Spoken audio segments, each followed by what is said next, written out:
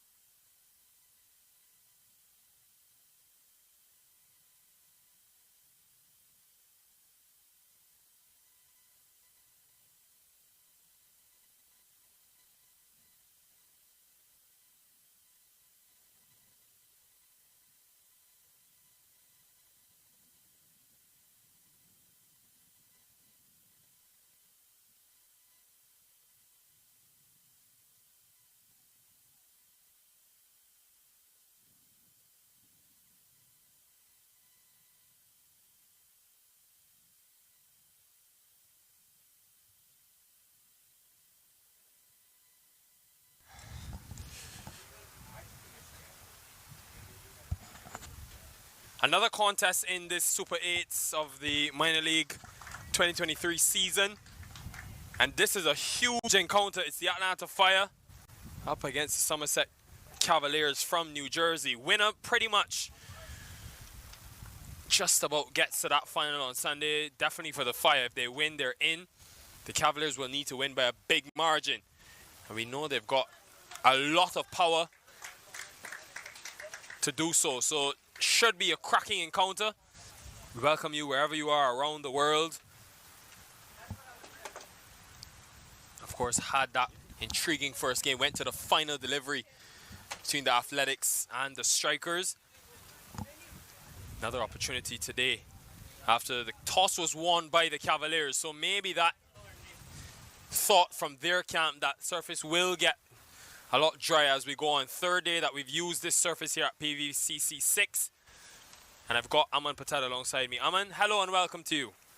Yeah, thank you, Nikhil. Should be an exciting day. We had a great match happen up first with Lone Star Athletics holding their nerve to beat the Silicon Valley Strikers. Now, a game with a lot of meeting towards championship Sunday, as you mentioned. The Atlanta Fire leaving out Rishi Pandey today.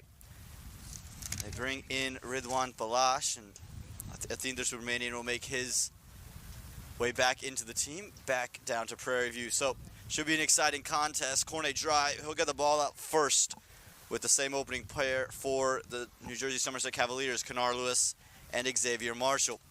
Last time we saw Cornet Dry on this surface, he took a wicket on his very first delivery, that of Mark Parchment, looking to do something similar to Kenar.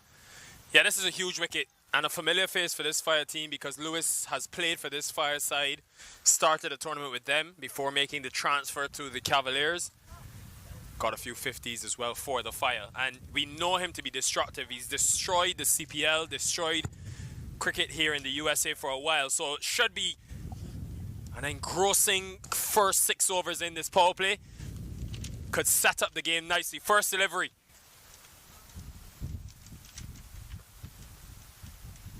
One thing to watch, Aman, from Cornet Dry especially. We've seen variable bounce, saw it in that first game.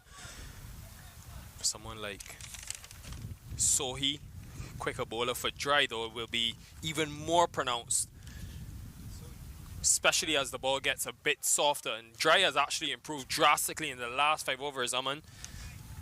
So the use of his 4 will be vital and interesting to see the way Jones goes. 2 fielders outside the circle, a deep third and backwards square.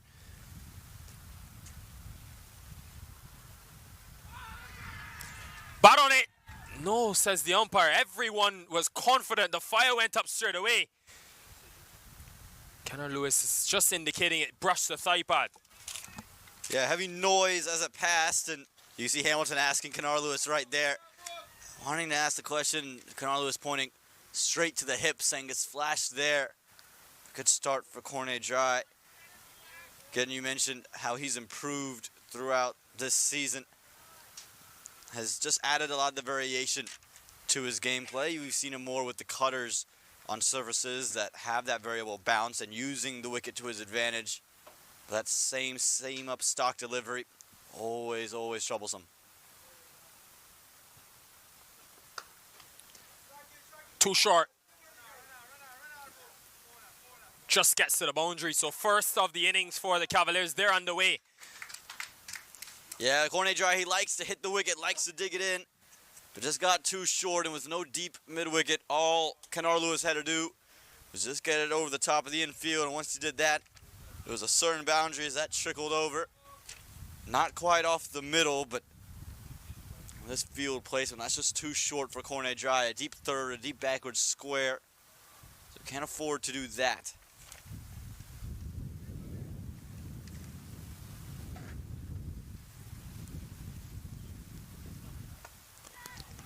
Goes straight up. Will be tough though for Captain Aaron Jones. Just doesn't get to it. And again, with that swirling wind, is always difficult to judge. Seen Ravinder Paul Singh struggle on that cover boundary to take a few. Can see though a lot happening, and that's what he's literally box office element. When he's at the crease, it'll be boundaries. He'll go after the ball, and it gives you that opportunity to get wickets if you're the bowling side. Well, we spoke about it earlier. Cornet Dry has just added this to his repertoire. We've seen more cutters, more slower balls. That one, a slower ball that Kennard Lewis could just push up over the top, and Aaron Jones had a lot of work to do. Unable to do it, but as you mentioned, must-see TV already with Kennard Lewis on strike.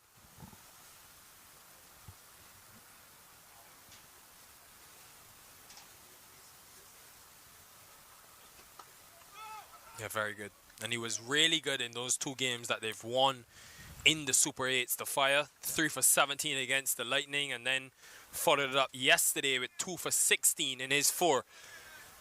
He was a massive miss for them last season because went for runs, was expensive, and still they got to the final. So can you imagine if they have him firing on all cylinders, they have him bowling quick, but also, as you mentioned, pace off and using that height to his advantage with the variable bounce.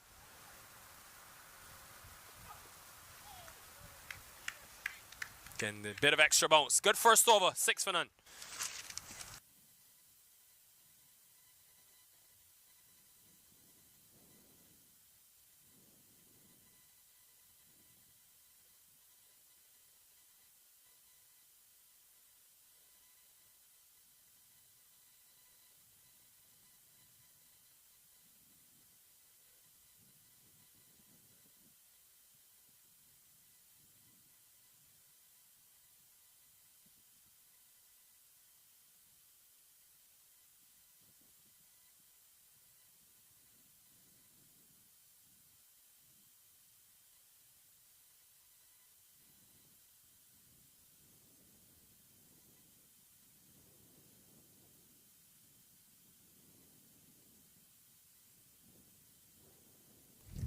Will be Amida Ponzo into the attack. The Sri Lankan left arm spin. I haven't seen him every game with new ball in hand. Yeah, Jones has varied the way that he's used him, but 2 right-handers in the middle. Massive wind factor coming from the southern side of the ground. So he's gone for his left arm spin, Jones.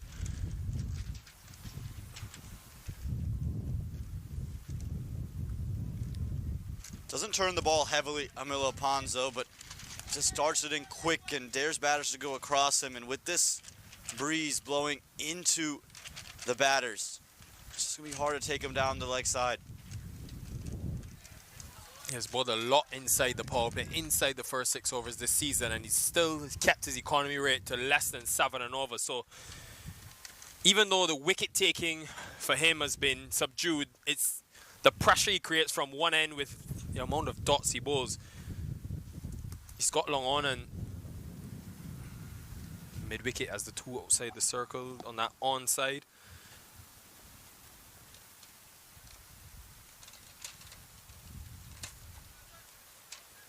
Yeah, and the other thing you have to like from Amilo Ponzo is that his willingness to bowl in different situations. You mentioned it. Sometimes in the power play, sometimes not. Sometimes with the wind to his back. Sometimes bowling with the wind blowing into him. can bowl in the death. It just gives Aaron Jones this ability to use him in any situation. You can see, though, the pace that Kennard Lewis has been quick. Seen spinners take pace off and try to get purchase on this surface, but not to Lewis. He's so good, so strong down the ground. Any flight, anything too full, he will hit you. Doesn't matter the wind factor, doesn't matter that you have that long on fielder. Xavier Marshall, the other batter, is also capable. And Xavier Marshall is going to be looking to get himself amongst the runs. Was out quickly yesterday, when Somerset Cavaliers played the Lightning, and so he's going to want to get off to a good start.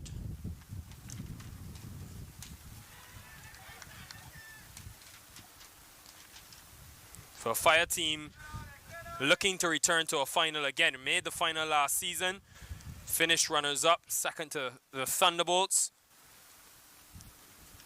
It's a huge achievement to be able to get to that national final 2 years in a row, but they haven't got there just yet.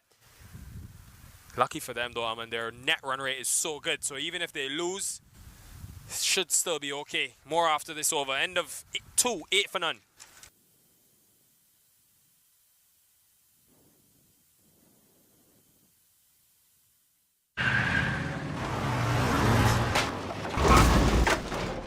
What's up, Doug? What got into you? At Sunoco, we know how to fuel peak performance. Fuel your best.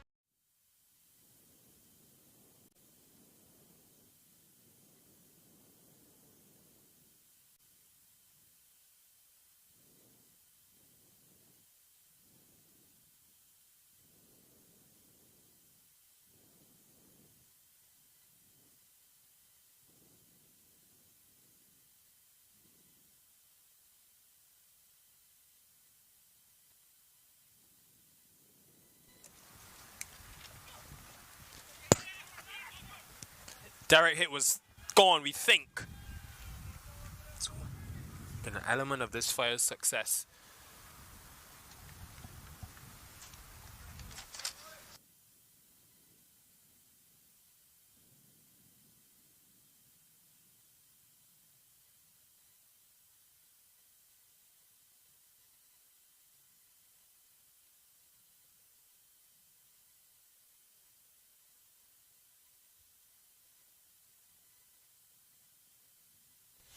Corner dry into his second. Still has that slip in place, still has that backward square fielder for the pull if he does go short, which he tends to go a couple of times. This time full. He's bowling well, though, man. He's, especially on a surface like this, which is two pace. He has the ability to go a touch fuller and has had success here at the Prairie View. Yeah, again, find success on surfaces like these that, again, have some bounce, but then the variable bounce is what he's been able to take advantage of. You mentioned last season was not at his very best. Wasn't the corner drive you've grown accustomed to seeing, and it's because I think batters just gotten used to the seam up, expecting it to be back of a length and taking advantage. But now, because of the fact that he's rolled his fingers over the ball, he's just found more success. You mentioned already the jump in wickets this season for him. 20 wickets across the 10 innings and the economy under 7. That too in the power play. Really impressive stuff. Yeah, good to see the running between the wickets as well. These are two players that hit a lot of boundaries. But it's great to see that there's that impetus to get to the other end when boundaries won't come as easy on this surface.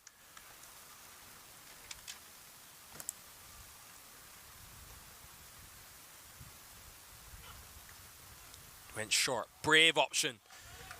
Hitting with the wind. Lewis will feel he missed out, though, because he's extremely strong on the hook. And there is backward square, so it will be a good battle this to see if he can clear that man, and even if he opts to take him on. Yeah, it's not even just about the battle of wanting to get those big shots against a quality bowler. It's Kennard Lewis was the opening batter for this Atlanta Fire side as he exchanged some words with Jamar Hamilton. I think Hamilton is doing the job of a physio. Just going through the concussion test because he did get hit on the helmet. Seems to be okay. Good friends, those two.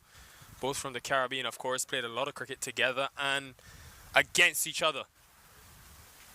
It's a star-studded battle, this. Hamilton, Lewis, Xavier Marshall, who's played international cricket, Lendl Simmons on the other side of things, Taylor, who's at slip.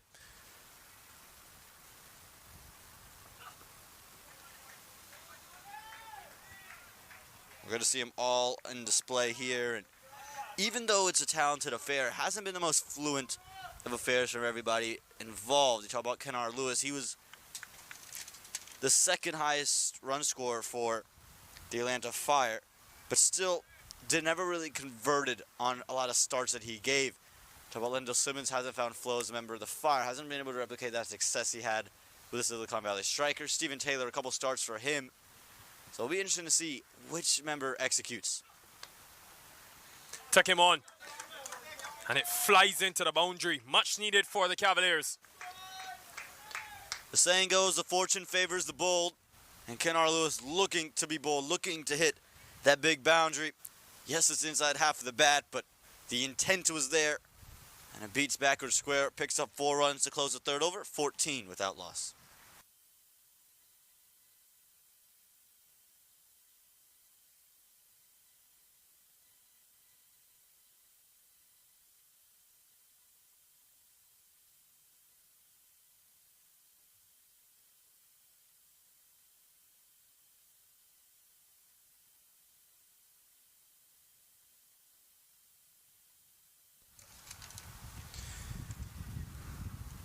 Will still be a Ponzo, so just 2 bowlers used so far.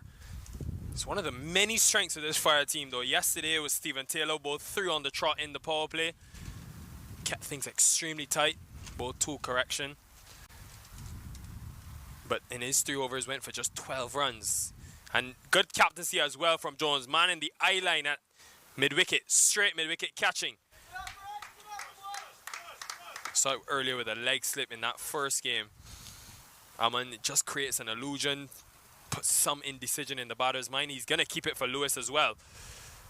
Yeah, Jones a very aggressive captain. Any chance he gets to put a slip, to put a catching mid-wicket. We saw Lendl Simmons there at short mid-wicket earlier in yesterday's match. He's unafraid to do things like that, and it's part of the reason the Atlanta Fire have so much success. Yes, they have the bowlers that restrict things, but Aaron Jones supports the bowlers, give them wicket-taking fielders. So much of the reason as to why this team takes so many wickets. You can see, though, there's a trend developing here with a Ponzo bowling to Kennard Lewis. Hasn't been full and hasn't been slow. Every delivery's been darted in. Just doesn't want to give Kennard Lewis an opportunity to free those long levers. You've seen him hit so many 6s down the ground. So it seems to be okay letting him try to hit square on a quicker delivery, rushing onto him.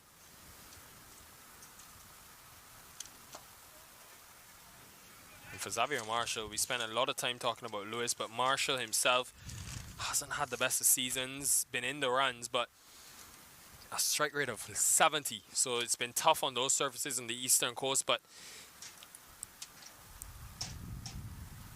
hasn't had as much success. Again, this is good bowling, and you take this if you're the Fire, because you haven't broken this partnership, but they've only hit the 2 boundaries. I think it's good for Xavier Marshall to get him some time in the middle. Hasn't spent a good amount of time there this season. You mentioned tough surfaces up in the northeast, and this never allowed him to get in any flow. So for Xavier Marshall, just to find some rhythm, keep this partnership going for some of the bigger bats in that middle like Edgerton Singh. You know, what's Jones thinking about from the other end? Don't think he'll go back to dry because of how important he is. We'll see. End of the 4th, 18 for none.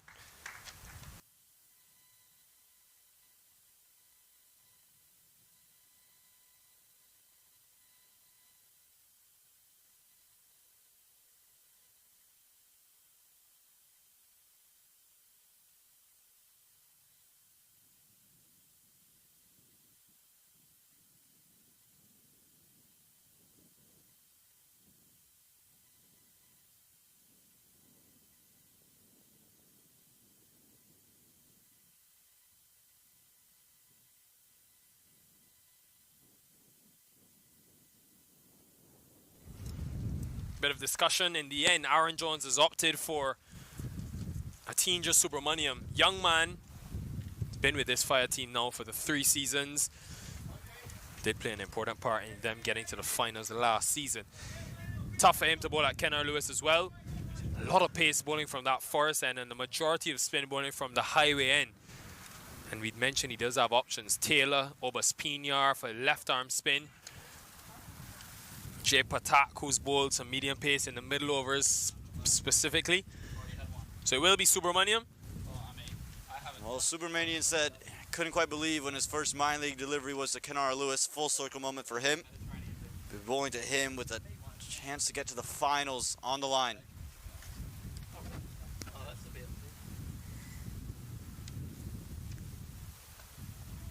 Again though, if you look at the line that they've bowled, should be an easy 2. Oh no, they've opted for 1, and now they get the 2. But if you look at the line, Aman, that they've gone to Kenner Lewis, everything has been wide of that off stump.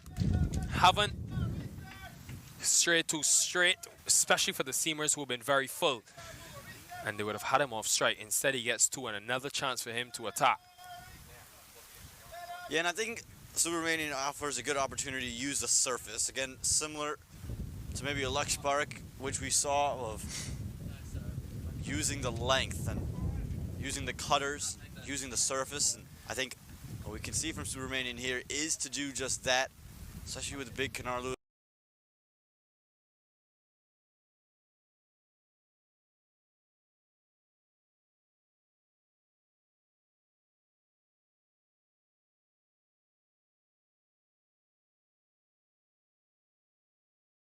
He sacrificed some of that power in his first 10 deliveries.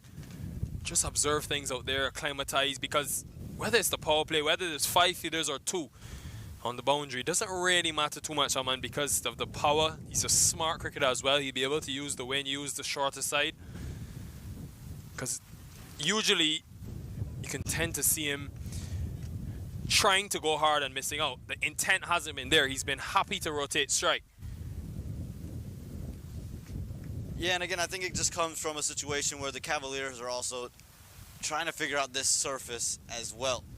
We've seen 150 be tough to get to, and so if you can just climb your way there with one big partnership, just can change the game. Jamar Hamilton now up at the stumps. Yeah, that's another. Keep talking about it. The illusion, that indecision. Saw a few batters actually today go down the pitch trying to get close to the seamers, anticipating that pace off. Allows the ball to do a bit more off the surface.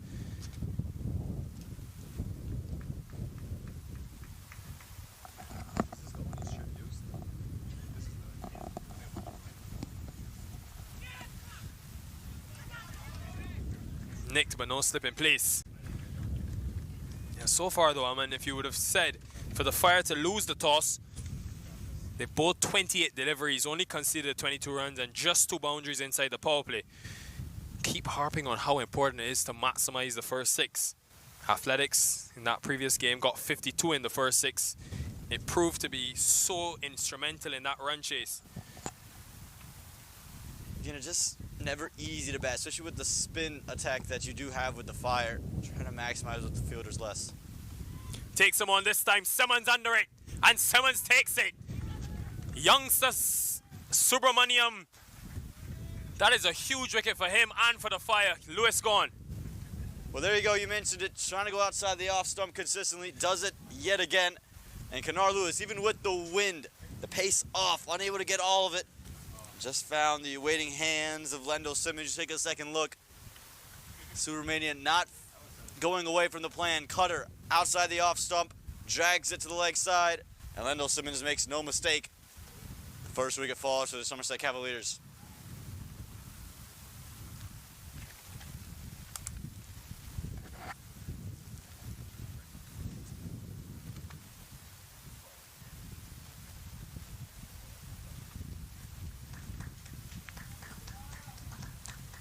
For Subramanian, that's got to feel good for him. Hasn't had the same type of wicket success. 8 innings, 7 wickets coming into the day.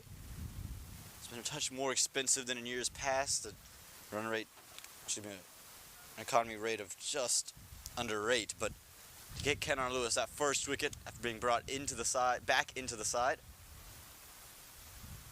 just proves his value as Syed Abdullah walks into the middle. Syed Abdullah got a 50 yesterday in that win against the Philadelphians. Already made it look like he was batting on a different surface. I was actually against the Lightning. 51 from just 28. Struck out over 180. So if he can replicate something similar in terms of the dominance, it would give them that impetus they need at this stage. The Cavaliers. What an over this has been though. Young Subramaniam continues to get better as we go through the tournament. End of 5, 22 for 1.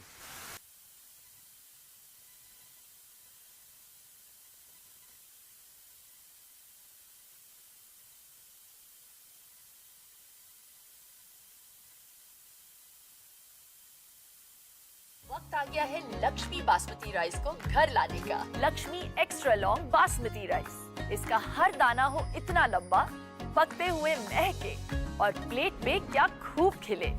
हाँ, मेरे घर लाने का।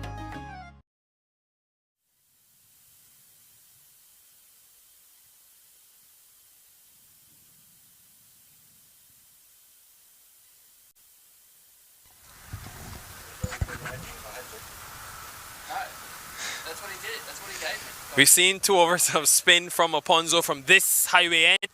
Will be a third. And straight mid wicket still in place. Back foot, that looks dead. Not out, says the umpire. Was the arm ball went on, straight on. And given not out.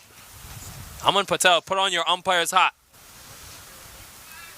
Well, we're just going to want to take a second look at this replay here. Again, moves across the stumps. No, he does. Yes, he does, right there. I guess the one question would be, where would the impact be? Was it maybe a touch high on that back foot? Only decision that matters is the umpire. He says not out. Yeah, that one, you talk about the two-pace surface. That one really skid on. He's a lucky man, Marshall. Might be lucky in terms of that decision, but unable to find runs so far, Xavier Marshall. Just 5 of them. From his first 13 deliveries, and nothing really convincing yet off the bat. Yeah, because this fire team have so many options. Pinyar, more left arm spin. Nasser Hussain, who's bowled some overs. Pathat, who will come in with medium pace, take pace off. They can afford to give Aponzo another over, especially to close out the power play. When he's bowling like this, why not? Sometimes if it's not broke, you don't fix it. Yes, you want to save overs for later, but Xavier Marshall clearly not comfortable. New man inside Abdullah. You can just do this. Now, you just keep that pressure on after the wicket falls. Yeah, it tells you about his quality though, because you seen that game yesterday. He bowled the 15th, 17th and 19th over. 3 of the toughest overs to bowl in a T20 game. Now 3 overs in the power play a day later.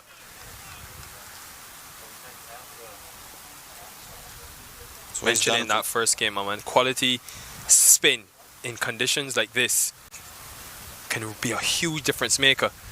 Now he's got a straight catching fielder behind the bowler, directly behind the bowler.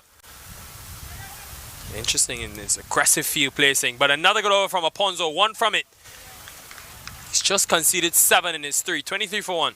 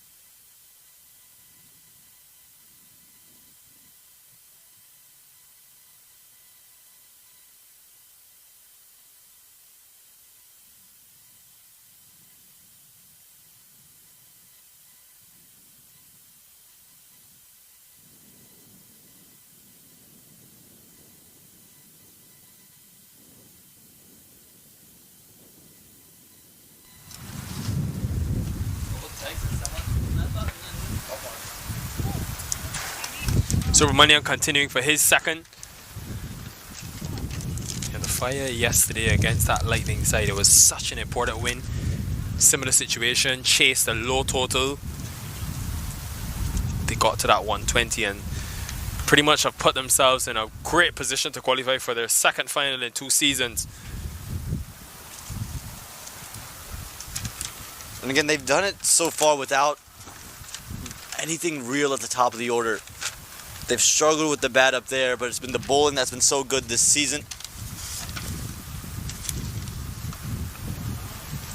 Not just that, but then that middle order has been so good as well. They've tried different options up top, but the one thing that's remained consistent is just the bowling. Even without Jeremy Gordon in today's 11, who's been a part of this side all throughout the season, opening the bowling, you can still see them put so much pressure on the Cavaliers early.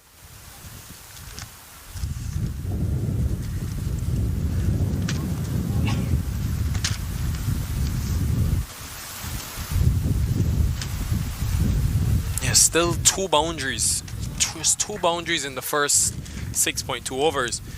Interested as well that they've left out Venu Kalayan, Madi Reddy. Was able to get 3 yesterday in that game. Went for the extra spinner today, and Pala Ashubo some part-time off spin and can bat as well. Yeah, Madi Reddy, 7 wickets across his week here in the playoffs. Brought in, of course, with Gordon's absence, and left out today. Work for Simmons. Does well in the end. Yeah, something's going to have to give here though, Amin, because they've got Gajanan Singh, they've got batting to come. Still only going at 4 runs and over. When does that big shot come out? Especially for Xavier Marshall. Just 1 run from the last 6 balls he's played. He's 6 from 17.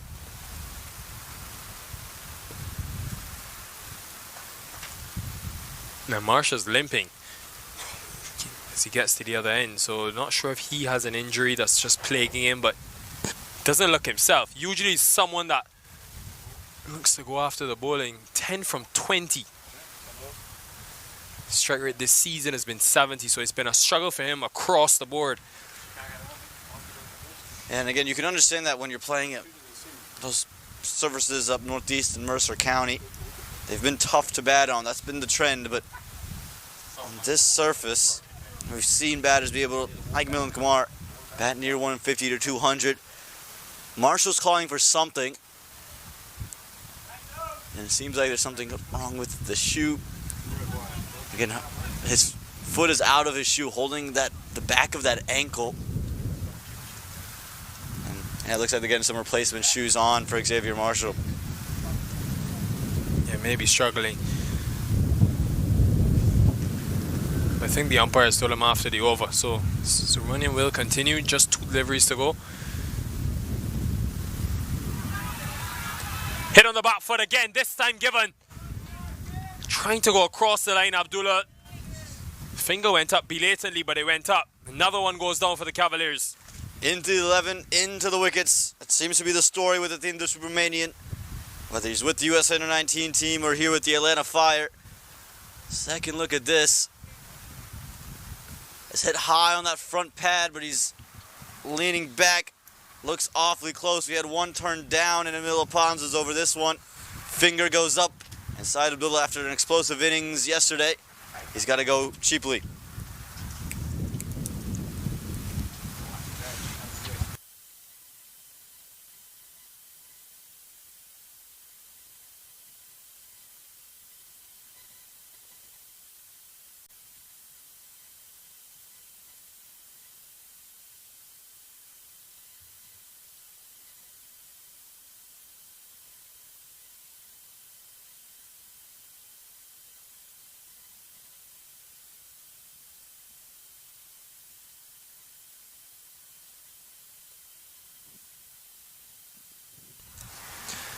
USA International Gajanan Singh comes to the middle at number 4.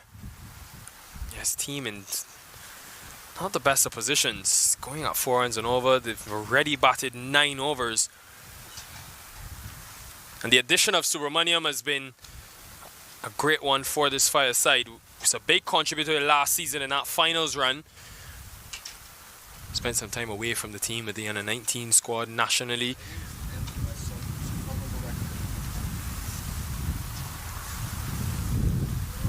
Again, just has this healthy knack of taking wickets since 2021 when he joined this Fireside. Was so prolific and has just become a staple. Again, wasn't part of the team first couple of days here, but now that he's in Prairie View, Texas, they said, yep, you're straight in and straight on.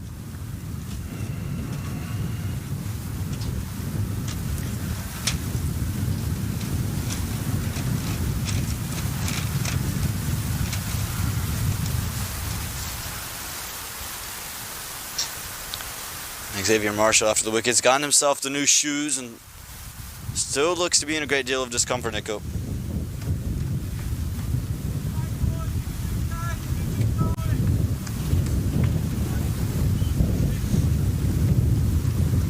And now outside the power play, so he's allowed 5 outside the circle. Currently he only has 4. Now he has the 5th one. Fine leg goes back to the boundary. So Jones, who plays a lot of cricket with Gajanan Singh, much like Stephen Taylor, they will know the importance of getting this wicket. Because still with Marshall in the middle, you've got Sean Finlay to come. You still can go big, still can get to 150, 160 from here. Mid on up in the circle. Yeah, not wasting any time. He's seen enough, Singh. Much needed boundary to end the over. 33 for 2 after 10. After 7, correction.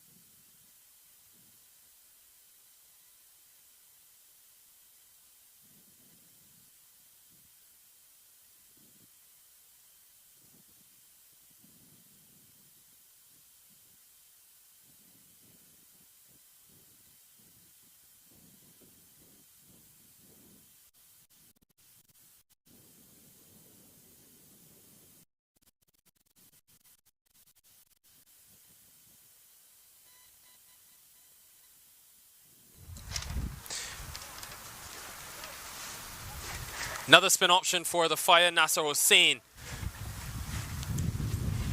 First season was 2022 with the Atlanta Fire. Decent returns. Came in for the last 3 games, got 5 wickets, 8 apiece. This year, he hasn't bowled as many overs, but he's still picked up 10 wickets, and then he's only bowled 2 overs since coming to the Super League. But today with Gajanan Singh left hand at the crease, Stephen Taylor and Nasser Hussain could have a bigger role to play. He was preferred Taylor yesterday over Hussain. Today, Hussain gets the nod before him. Yeah, and again, what he does differently from Milapanto is much quicker through the air, so it gives a little bit more flight. That's the batter's reach forward, much more your conventional spinner. Yeah, Marshall is still struggling though. You can see it there. He's limping, not taking singles.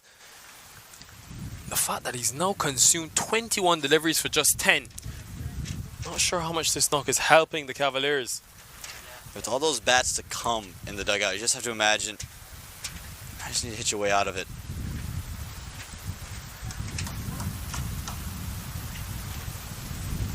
Think he does well. Subramaniam does well to save that.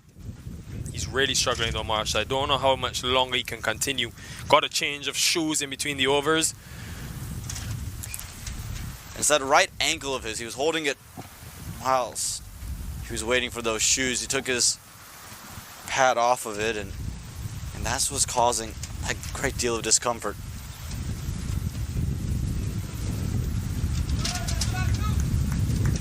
Again, has to set up for 1 because he's struggling. Yeah, one thing, I look at that first game we had here at pitch of field 6. They got 52 in that run chase. Things dried out. Surface got a touch better than Athletics. But they also went at 8 runs and over in the middle phase. That will be something for Gajanan Singh to take into account. Right now, need to go a lot better than that if they want to get 150. It's such a slow start. Well, Gajanan Singh is the man you want to steer the ship. Just ask the USA national team.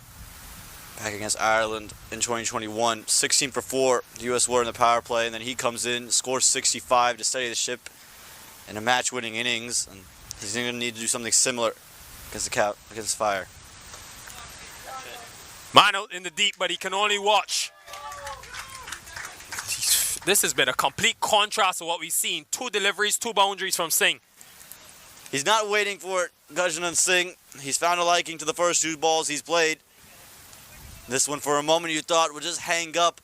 Maybe a bit of assistance by the wind, but got all of it. And no chance for deep mid-wicket. Big 6. Yeah, it is smart batting, though. Very smart, because shorter side with the wind.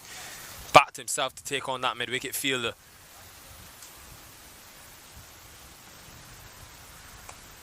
This time the line is a lot better, a lot wider. Still, though, a few more of these overs, you're on track. End of 8, 43 for 2.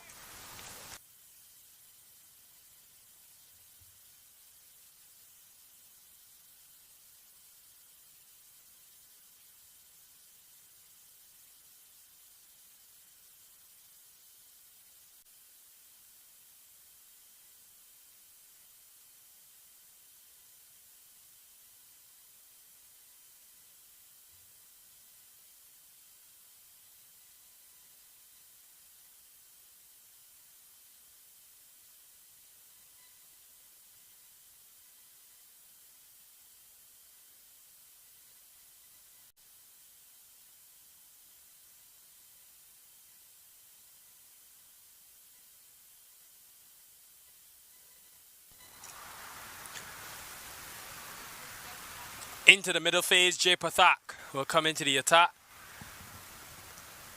Pulls a lot of his overs, all of his overs pretty much in this phase, because ball quite old now, a lot softer, will just try to take pace off. He's got a few of those variations in his arsenal. Keep us up to the stump.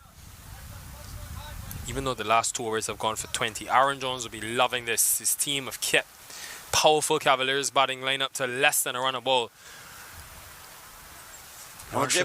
Sorry, Marshall still at the non-strikers and struggling. Jay Pathak does well, similar to Subramanian. He's going to look to be in the wicket. Put down. Nasser Hossain, that was the chance. It was Singh as well. And it's another boundary for Gajanan Singh. Well, you knew straight away that Pathak was going to go into the surface, and he had packed that region behind point for that reason, for that very shot. I was a little high on Hussain, but at this level, you're going to say he should have taken that one.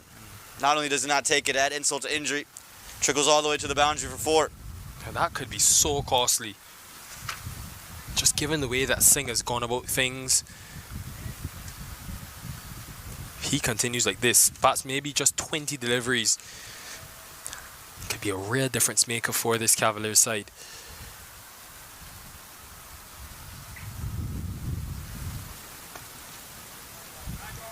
Finally just 1. Yeah, and even with that misfield, there's really no opportunity for 2. Not with the way Xavier Marshall is hobbling around at the moment. You're not going to expect him to come around for 2 and try to push the ante. So it's going to be difficult for Gajanan Singh and Xavier Marshall to really score without those boundaries.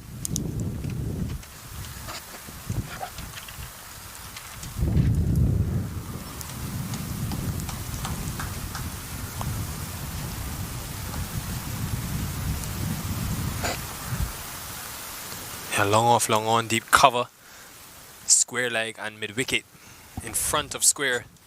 That square leg fielder.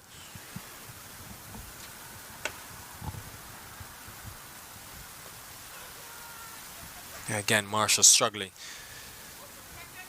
And on another day, that's 2, Nikhil. Another day, that's 2, but again, just something to watch for. How many runs you can leave on the board I think Xavier Marshall at some point is just going to start throwing all of his hands at it, because you can't run out there in the middle on a surface that's on a ground that's been tough to score boundaries on. You end up doing your team more harm than good. Yeah, and I wonder if he goes back to Hossein for that next over, or maybe Stephen Taylor. Taylor bowled really well yesterday, was stump to stump, economical, went at just 3 runs per over, so Kachanand Singh has already shown he'll take him on. Bit of deviation off the surface that time. Phatak's been good. Again, anytime he's been given an opportunity, he hasn't been given many. When he gets out onto the pitch, he's just shown an innate ability to be accurate, and I think that's what the Atlanta Fire want. And with that bowling lineup early in the season, they had the express pace, the bounce. What they needed is someone, especially in the absence of Subramanian when he was on with the U.S. Under-19 team, someone to do exactly this, be accurate.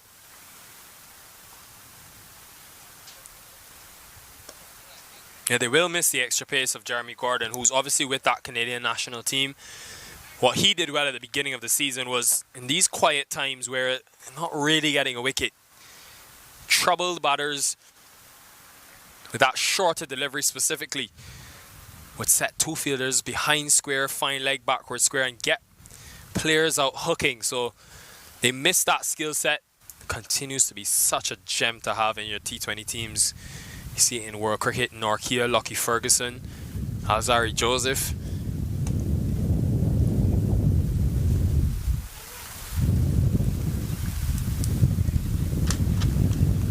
And Marshall's still yet to hit a boundary. 15 from 25.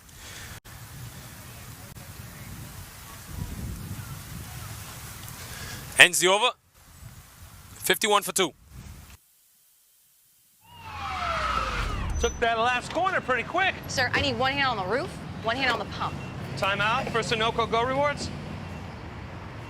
Keep pumping. With new Sunoco Go rewards, when you fuel, you save, because rewards come first.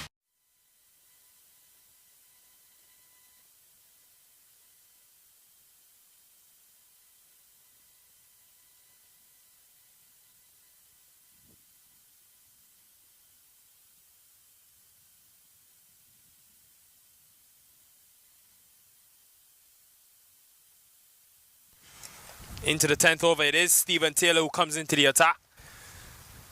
Left-handed Kachanand Singh in the middle.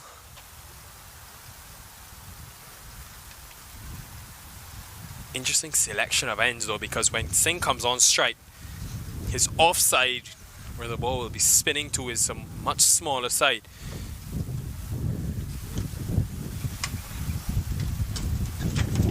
For Xavier Marshall now, the question is going to be, can you find that boundary? How do you attempt to score runs against Stephen Taylor? You brought up how tight he was yesterday, and something he's been his national career. Bowling in T20 internationals, an economy of 5.14, and just, again, has added this layer. Wasn't always a bowler, Nico. Started his career off as a wicketkeeper bat, but gave up the gloves and has turned into a useful spinner. He's a point of difference as well to Nasser Hossein because of the trajectory in which he delivers. Much higher release point. Hossein is a lot more horizontal, so naturally Taylor will get a lot more bounce. And he caused problems yesterday against the Philadelphians. Ball's just sticking in the surface. Catches going to the close fielders. Very similar run-up and approach to someone like an Ashley Nurse. Aman, the way Taylor approaches the crease. It's been useful all-rounder for this Fire team. Now, this is the matchup. What field does he have? Point comes in the circle, deep cover, long off, and 3 deep on the onside. Cuts the first. Should be a couple. Yeah, it is in the end quite easily. Good to see Marshall able to push for 2, but with Taylor and his length, you're not going to expect him to see him be full, especially to Kachanand Singh, who's going to look to go down the ground, play those sweeps. He's going to use that bounce on the length.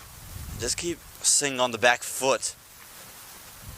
Try to make him hit into the wind on the offside.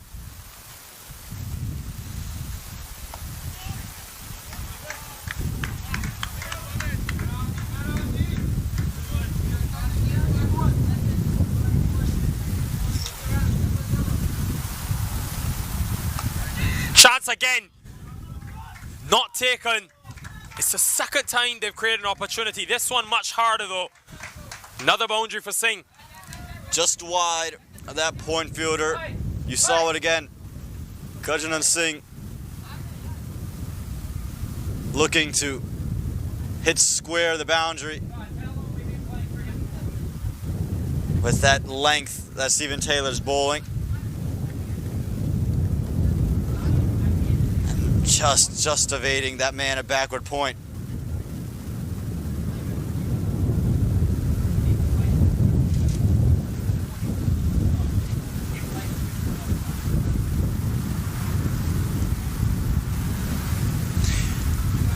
Halfway stage, 59 for 2.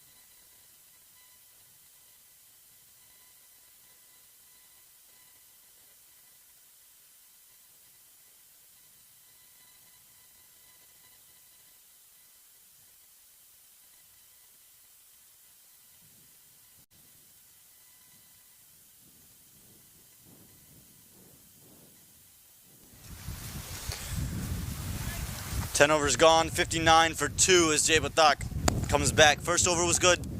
Just gave up 8 runs and Gurjanath Singh will be on strike. Batak nearly had his wicket in the previous over.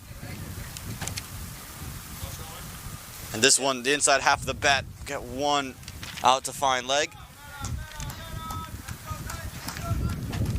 Again for Gurjanath Singh, he's looked to be aggressive early on. First 2 balls led to 10 runs, 2 boundaries off of him. But for Xavier Marshall, it's been the complete opposite story. Struggling with lower leg injury. Seems to be the ankle, and it's just led to him not being at his fluidest best self. Just one into the leg side, and from here, just 60 runs on the board. Somerset Cavaliers are going to have to do something drastically different in this last half of the game. Yeah, usually if you're in this position as a team, you're thinking 10 and over. 8 wickets in hand, these 2 in the middle. However, given this surface, you probably think 10 and over is a bit challenging. So can you get 80? 80 from the last 10 takes you to about 140. If you aim that high, then you potentially can get that 150 mark, which seems to be just enough. It'll be 4 this through fine leg. You mentioned just enough runs. This was just enough bat on it to get it through past Jamar Hamilton. Yeah, Gurjanath Singh has looked like he's batting on a different planet based on what we've seen, and it does tell you that runs are on offer. Yes, we talk about the surface being tough, but you have a batter come in and score at 200 plus strike rate, that is, tells you that there is options and opportunities to score.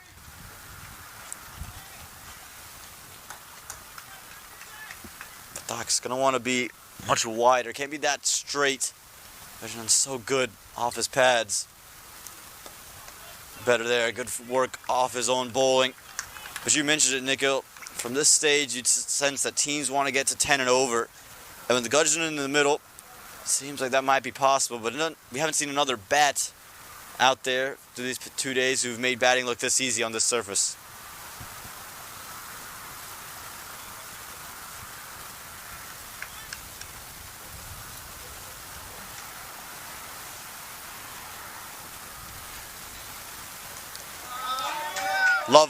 Lovely shot this from Gurjanath Singh.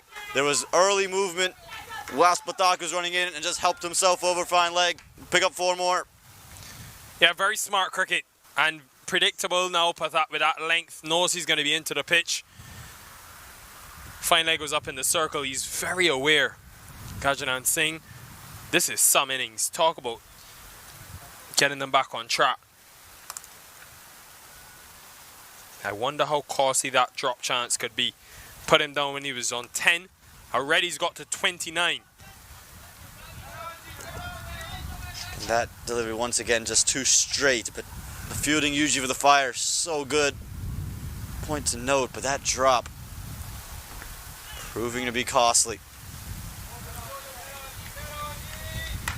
And it feels like if the Cavaliers want any chance of getting a big total, it's going to be on the backs of Gajanan Singh. 11 overs gone, 69 for 2.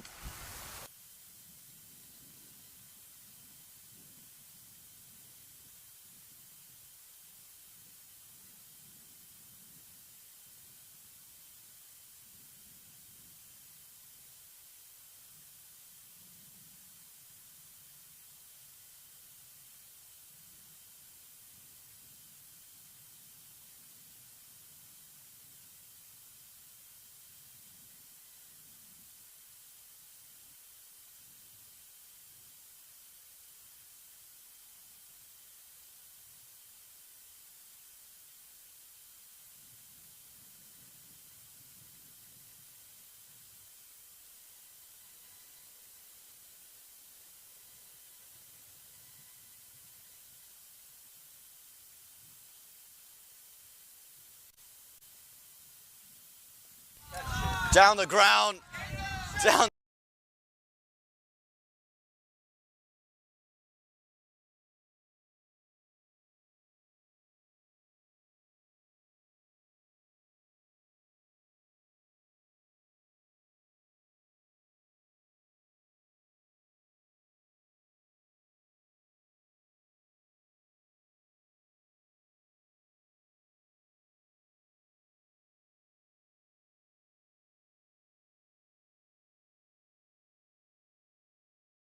And a painstaking stay at the middle comes to an end. Yeah, we're going at over 10 since that power play, and Marshall, who has struggled all innings, clearly has an injury, unable to run. Trying to find the boundary, but goes across the line and dismissed. He's gone for 22. Cavaliers 75 for 3 now.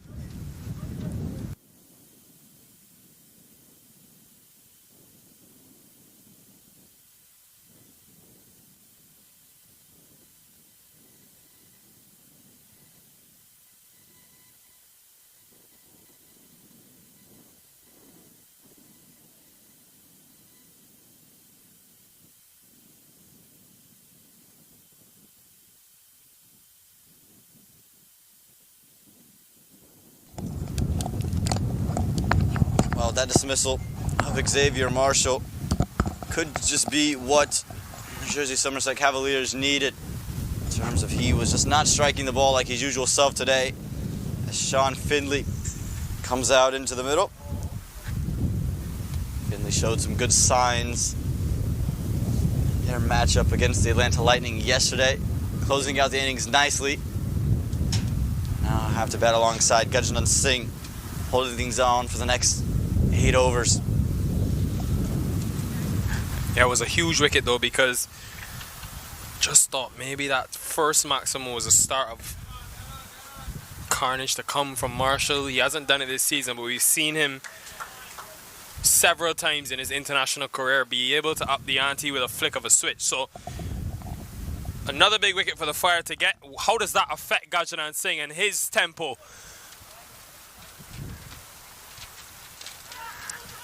Shout straight away, given straight away. Findlay saying there's bat. The question's going to become, was it pad first or bat first? The umpire agrees it's pad, and Findlay first ball, and he's got to go. Yeah, Taylor was so convinced. He was convinced that it just brushed the pad on the way through to the bat. Findlay is dejected. He can't believe it, but it's 2-2.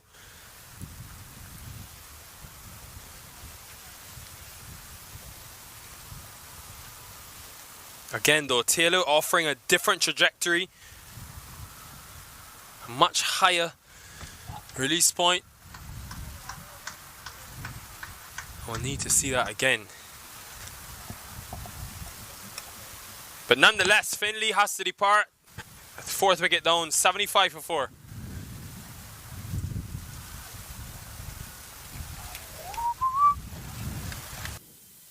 Yes. Here's a second look at it, Nick Hill. Umpire's hat's on you now. Yeah, it looked like pad first. So it seemed to be a good decision.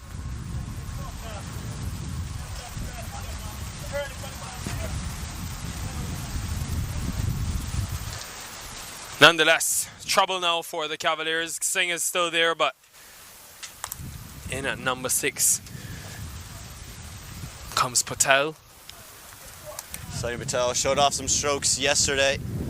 Leading run scorer for the Cavaliers, and he's known for what he can do stabilizing the innings. It's that situation. But right now, I'll focus on Stephen Taylor because he's on a hat trick. And we've already seen Aaron Jones be aggressive with the field set.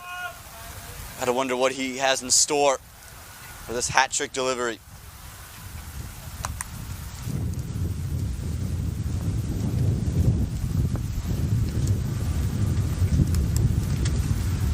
Slip in place and not as aggressive as I would have thought, Nico. We've seen that straight mid-wicket hat trick ball.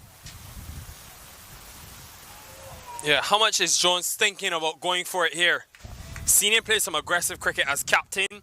Cornet drives a man that he's gone to a lot in this tournament to pick up a wicket. Currently standing at long on. He bowled his 2 very cheaply in the power play.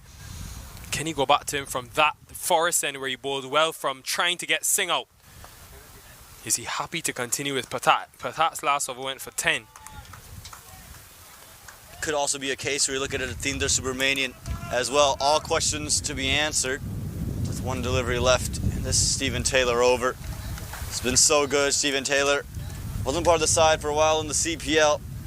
Member of Jamaica, but since coming back, he's had some good contributions with the bat, and yesterday with the ball was tight. Today, changing the game.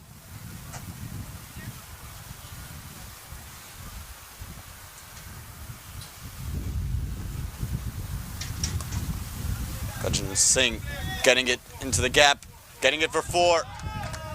A good over, ruined at the end. Once again, Gurjendra Singh pulls him away for 4 runs. Yeah, amazing, really. I thought it was just tucked into the onside for 1. But Gurjendra Singh, the middle of his bat, not sure where he bought it or got it from, but I think I need to get myself one of those. It raced off the bat. Yeah, food for thought for Aaron Jones. 80 for 4 after 12.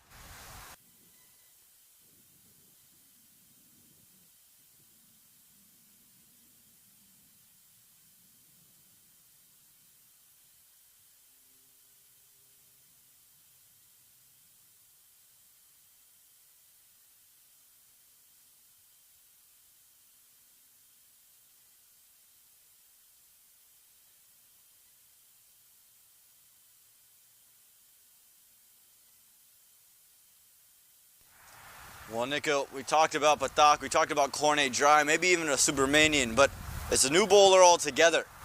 It's Obis Pinar, who was very good on this surface just 2 days ago, and was the arm ball that he was able to take a lot of the wickets that he took with. Picked up a handful, and now in this pressure situation, won't be easy for Sunny Patel with another left arm spinner. Yeah, similar to Taylor, tall man. He's had success with ball in hand in this tournament. Very quick. Interesting to see if he changes that pace today on us. Different surface. How did that miss the off stump? Again, you can see him using that straighter one. Something that he's worked on and used a lot more in these conditions. He's again someone who likes to turn it away, but has understood this surface and what it has in store for him. Cut nicely. Work to be done for cover. We'll do it. I'll come back for 2. Yeah, that time much slower. I understand the thinking. You got a right-hander. Surface offering variable bounce, get the taller man in, but corner dry was extremely hard to bat against. Is Jones bold enough to go back to him? You mentioned Subramaniam, not a bad shout either. I just want to know with this older ball, I want to see how it reacts to the pace. Because Pathat, yes, he bowls a bit of medium pace, but not really a lot of difference in terms of the pace he bowls compared to maybe a Pinyar. And I think also something Aaron Jones would look at was how Singh Patel scored his runs against the Atlanta Lightning. The majority of it coming to pace.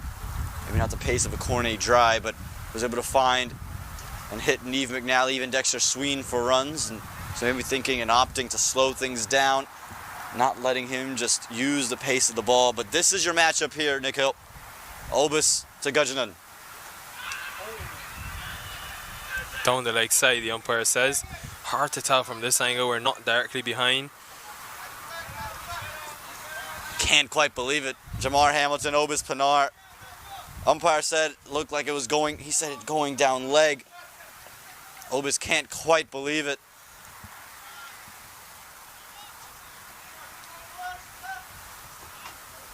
Challenging the umpires both sides today. Asking some tough questions.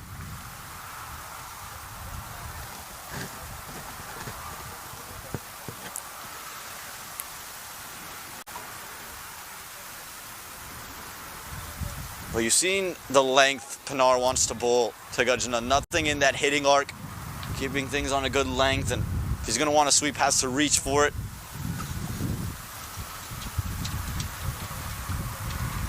Just like that time quicker. Gets through Gajnan Singh to close the over. A good one, just 3 runs coming from it. 83 for 4.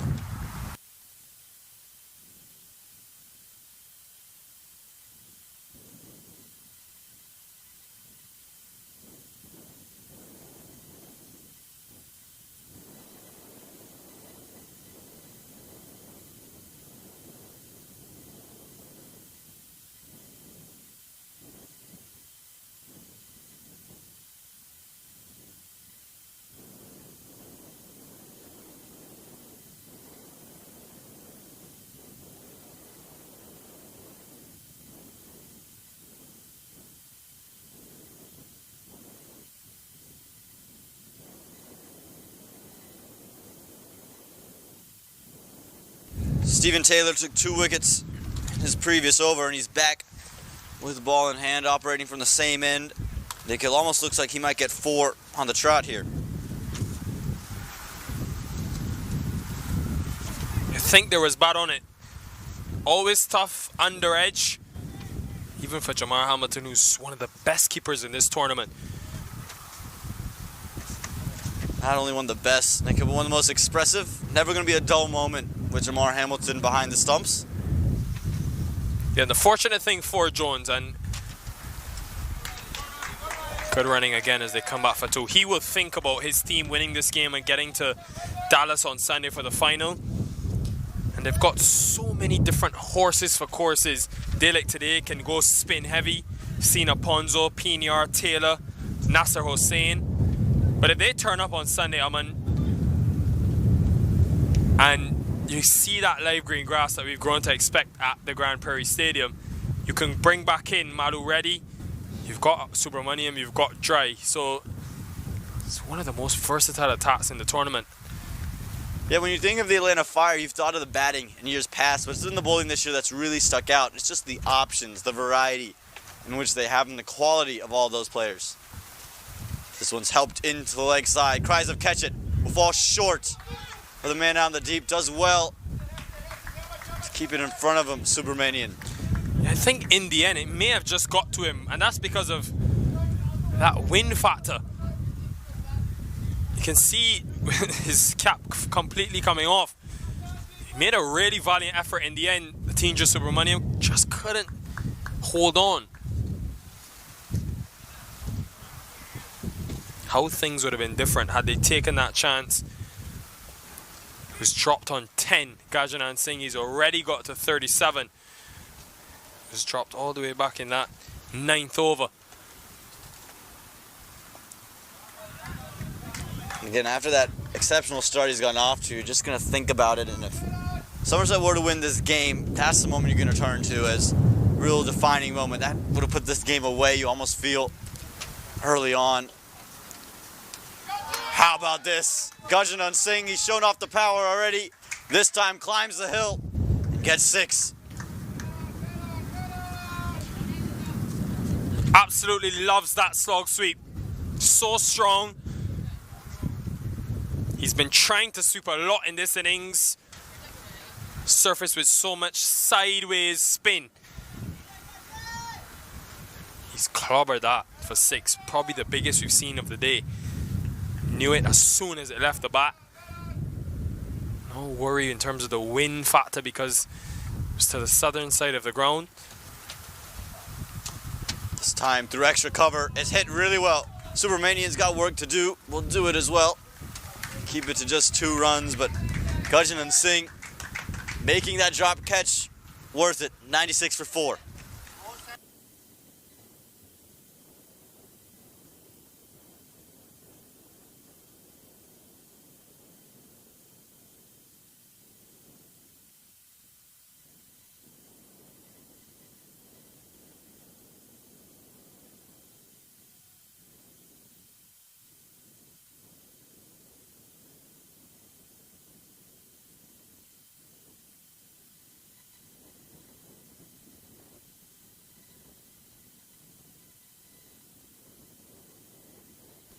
$94 for 4 after 14, and Nikhil Gajanan Singh just seems to be only getting started.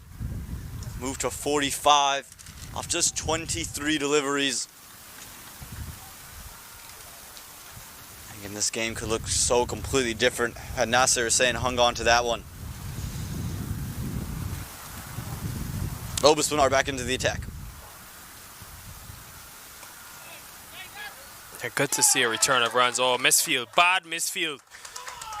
Wheels are coming off for the Fire.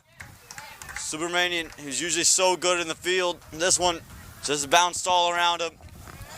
Not a way you want to give up 4. It was a good delivery.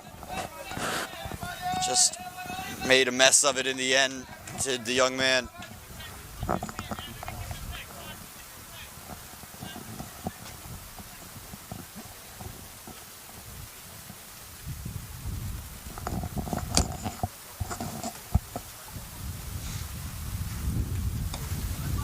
Fuller. Good return to runs for Singh. His main contributions have come with ball in hand, Gajanan Singh, which you don't really expect. His off spin, which I'm sure we'll see later today, only averaged 12 this season in the 10 matches he played. So it just shows you what he can do with the damage he can create when he does get going. He's got 5 overs after this. He'll be looking to finish big, maybe the 80, maybe even 90 to his name. His team would get a lot closer to that 175 mark. Anything is possible with him at the crease. This one carved through the offside, and as you mentioned, it's been all about the ball for Gajanan Singh. And again, just shows you the value. He's part-time off spinner,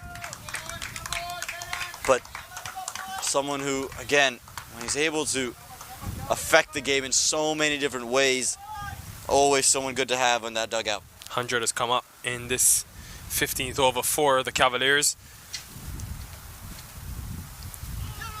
This one inside half the bat, running towards fine leg.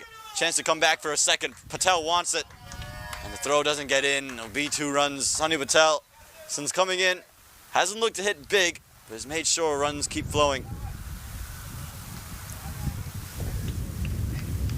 And we'll know after the game today, Aman, just how costly that power play could be, because they didn't take any risk.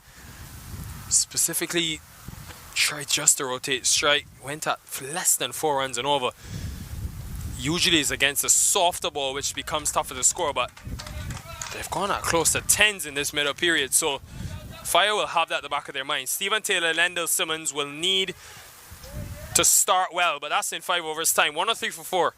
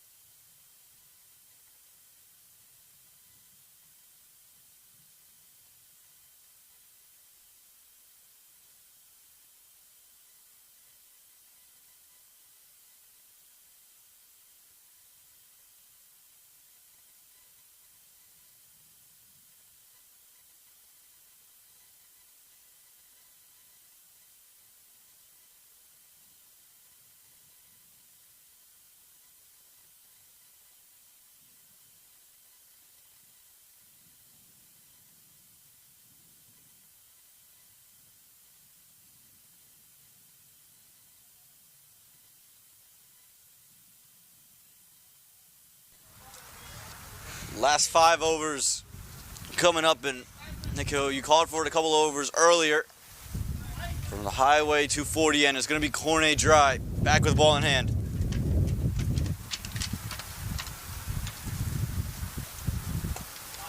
What a shot from Sunny Patel to pick up 1. Yeah, change of ends for Dry. And just to highlight the impact that having Gajanan Singh at the crease creates. Last 5 overs since that 10th over, they've gone at 9 runs per over. And all of a sudden, what looked to be a dire position, going nowhere with that batting approach. 43 for 2 after 8. Just a bit extra impetus, some more aggression, running hard between the wickets. Now you've got yourself set up. If you get 50 from the last 5, you can easily get close to that 160 mark, which could be very challenging on a surface, which will now be into its 8th game in just 3 days, Aman. Yeah, not just that, not just the surface, but the top order struggles for the Atlanta Fire. Strong total, could just add some more pressure. And you feel Gajanan Singh and Sunny Patel are going to have to be the ones to bring that to head. That's why I keep implementing the start from the Fire. Taylor's been in the runs, but Simmons has struggled this season. Aaron Jones, the captain. But chases haven't been easy.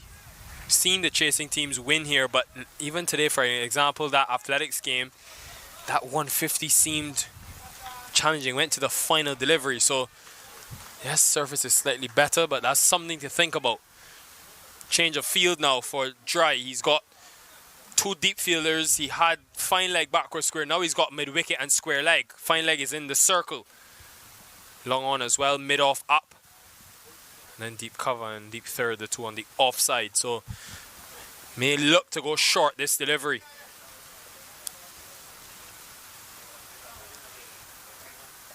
Pace off on that occasion. Chance of a run out. Not going to throw it, but you mentioned Wendell Simmons hasn't been amongst the runs. Stephen Taylor has got himself some starts. No Rishi Pandey up top of the order, left out of the 11. Zain Zayed will come back in, but he hasn't looked at his free-flowing best as we've seen for Atlanta franchises in the past. Zayed left out today's team. Yeah, it's really been Pinar who's done the majority of the run scoring for them this season. So just to see how the Fire look to respond. But this over for Cornet Dry has gone well. Just 3 runs from the first 4 deliveries. And if you're the Fire and can sneak in a couple quiet ones in these last 5, keep the total under 140, you feel very comfortable with that middle order. Yeah, decisions for Jones to make. Does he go back to Pinar? Last over went for 9. It's always a risk with that left arm spinner to the left hander in Singh, especially now within the touch he's been in. Looking for it, unable to get it. And again, this is what Cornet Dry has developed and added to his game. It's the slower ball. It's the pace off that we haven't seen in years past, but this season has looked to implement it early and often, and he's gotten wickets because of it. Yeah, look specifically at those last 2 games. Against the Lightning, he bowled a couple of overs in this 15 to 20 over phase. Just went for 7 runs, picked up 2 wickets yesterday. Bowled a 1 over, went for just 3 and picked up a wicket. So this is another massive aspect to his game. Cut nicely. Jay Pathak ain't going to be able to get there. That's going to be 4 runs, and it's going to bring up the half century for Gajanan Singh.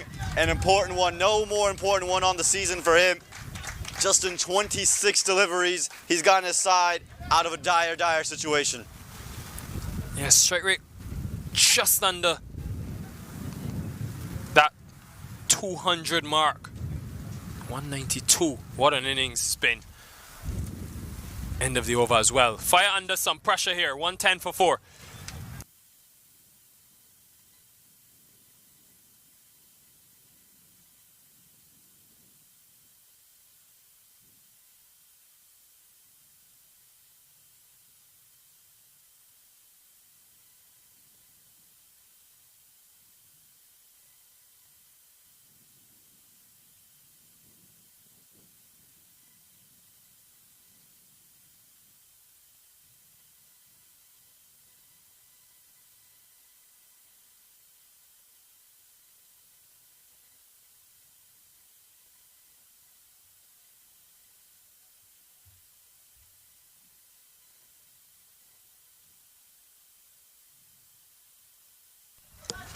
Well, we wondered who was going to be that option for Aaron Jones. It's Emilio Alponzo, who bowled his first 3 in the power play and in that opening spell.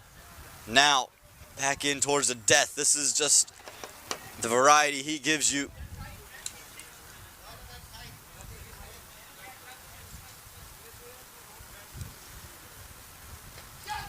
What a shot from Sunny Patel. More known for what he does with the leg spin, but this over extra cover for 6. Yeah, inside out. Never an easy stroke to play, but using the extra pace from Alponzo, fire that one in. Not an easy shot hitting with the spin though, and pretty much with the wind coming from the southern side of the ground. There is a long off in place, but that was wide enough. Pressure on Alponzo. Well, Sunny Patel quietly has moved into the 20s, 24 from 18. Again, hasn't done it in an explosive manner. Just been getting those single doubles. But this time, try to get too cute.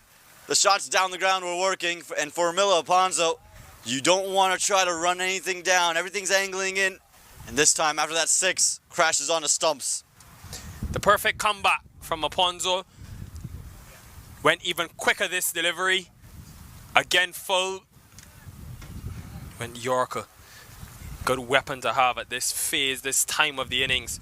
A much needed wicket as well. But a good contribution from Patel, exactly what was required of him, with Gajanan Singh there in the middle. He departs for 24. Partnership 41 from just 29 deliveries. Yeah, big partnership indeed. After Stephen Taylor took 2 quick wickets, just felt like this game could get out of hand very quickly, but those 2 were able to bring things back. And now, from a right-hander to a left-hander will be Yasir Muhammad, a leg spinner to a leg spinner. The young man will come out to the crease to bat alongside Gajanan Singh. Internationally, Yasir Muhammad would have some forgettable days with the bat in hand, but in minor league cricket, has really batted anywhere in the order, opened for the Manhattan Yorkers last season. Given a middle order spot here, and Yasir, highly confident cricketer, plays all the shots, including ones behind the keeper, and if he's able to stick in for some time, wouldn't be surprised to see that one unfold.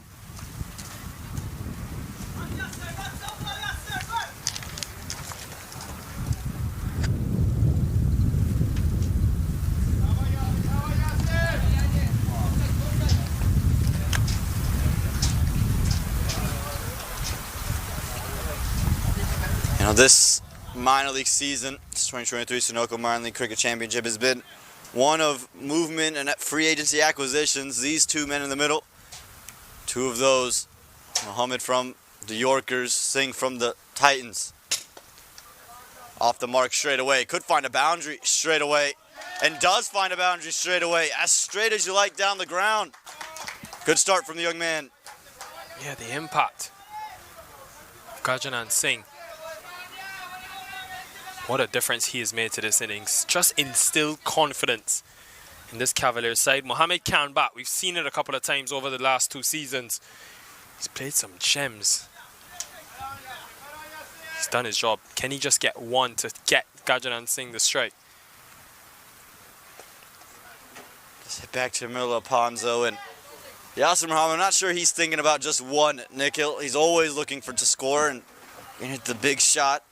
Presented the opportunity, he's going to go after Emilio. This will be that single to bring Gajanan Singh on strike, however.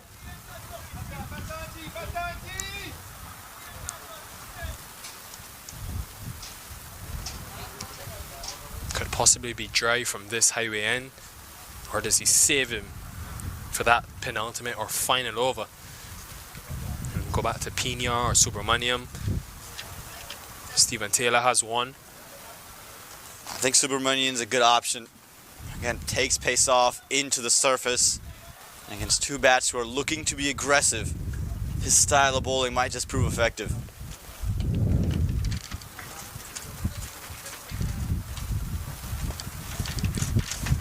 Find one through the offside to close out the 17th over. A good one for the Somerset Cavaliers, 12 from it, 122 for 5.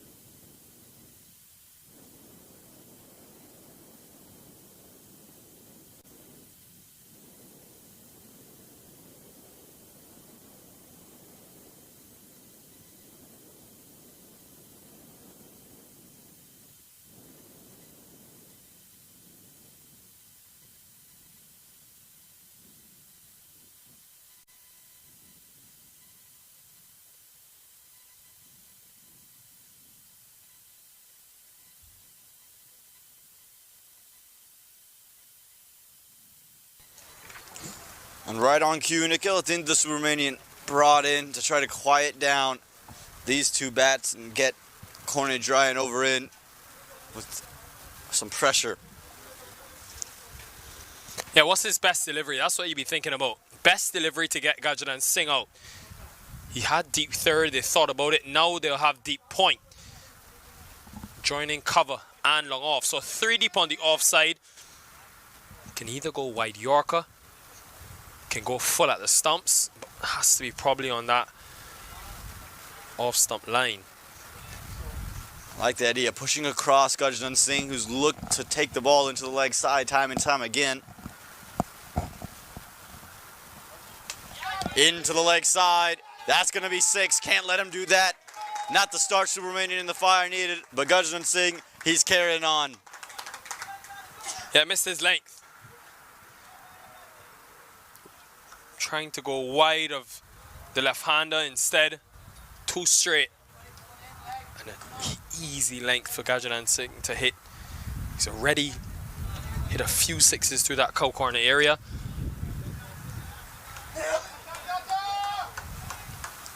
Not the way Subramanian wanted to start. So much pressure now. Back on the young man.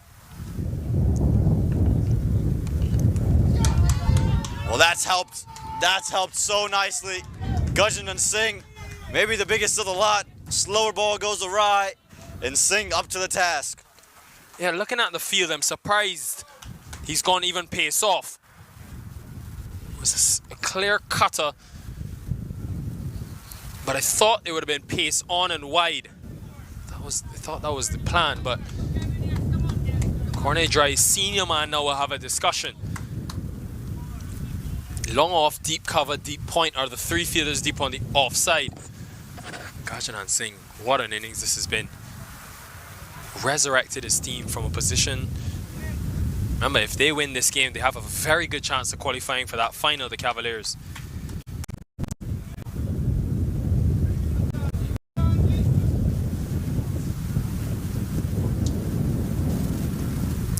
That's better.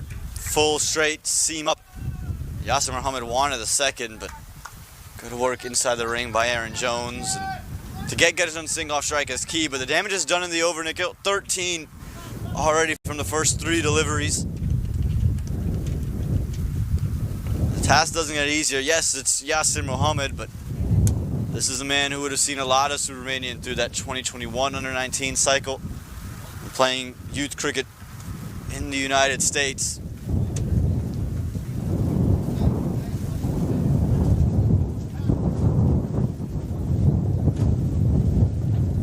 Down the ground, pick up 1, bring Gajanan Singh back to strike. Yeah, those last 2 deliveries have been exactly what Jones would have asked of him, and you can see Jones elated with him. He's remained on this angle from over the wicket, and he's gone full Yorker, and he's nailed both of them. Does he go again, or is he worried about becoming predictable? Field remains the same.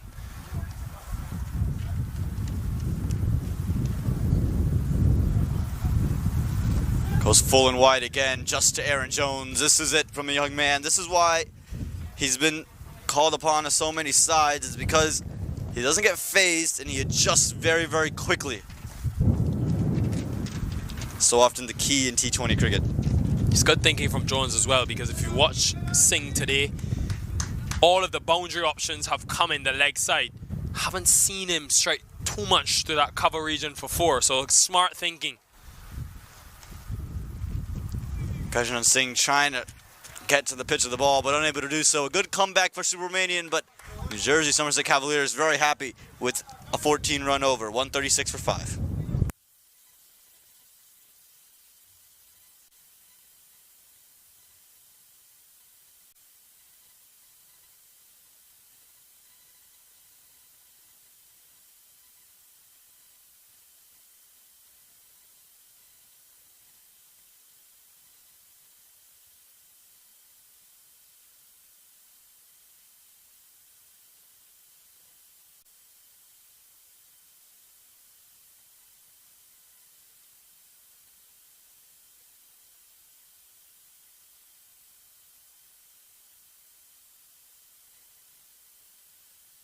Last over of Cornet Dry to come now, and it begs the question, Nico, who bowls the final over? Is it Subramanian again? Is it Batak? Or is Aaron Jones going to turn to a Stephen Taylor or a Obis Pinar? Yeah, first area of worry for Jones would be this over. Can they get a wicket? Just 14 away now from 150. The Cavaliers, they'll want more than that. They can get 10 from these last 2 apiece, they'll get to that 156 mark. Just underscores how good of an innings this has been from Singh. Now, what field does Dry start with? He's got deep point, deep cover.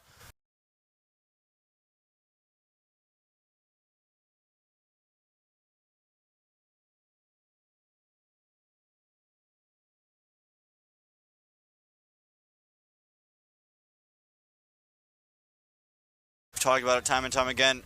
Cornet Dry has just added this. Yeah, I want to see Mohammed just get one though, because the way Singh has gone today, you want to maximize him, have him face the majority of deliveries. You know it's going to be pace off and likely short because of the field.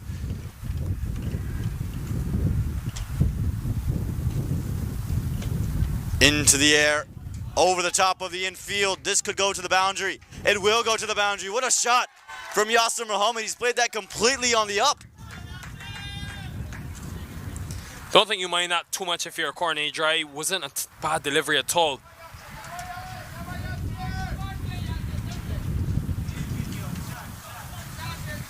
Just chipped over that mid-off field and bit of a slope helping it to get to the boundary. Good way for Yasir Mohammed to start out the over after the dot ball to pick up that boundary, move the score to 140. Be a tough run chase now. Full and straight. All done to dig it out. Yeah, for me, it all comes down to the start. For the Fire, they've got a star-studded top order. Someone needs to fire for them. Pun intended.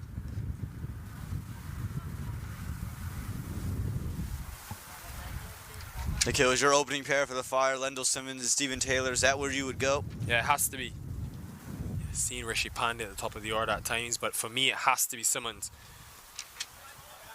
Extra run opted in there, and yeah, the other top order options that they've used throughout the season. Kenar Lewis, part of the Somerset Cavaliers. Rishi Pandey not in the 11 today. Neither is Zain Zayed. So it almost feels like Simmons has to be part of that opening pair.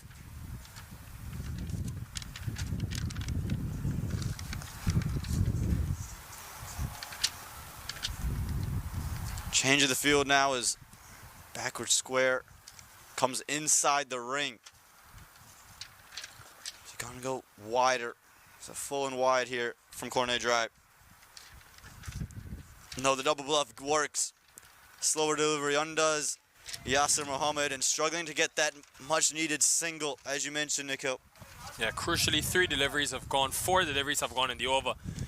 And Singh has not faced the ball. Now he has a decision to make. Does he want strike for the final one, or does Mohammed have the license for these last 2 to just swing and get as many as he can? I think you give Yasir the license to swing big.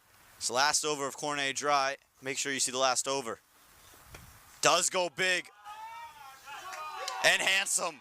Yasser Mohammed's got all of this one. What a shot from the young man.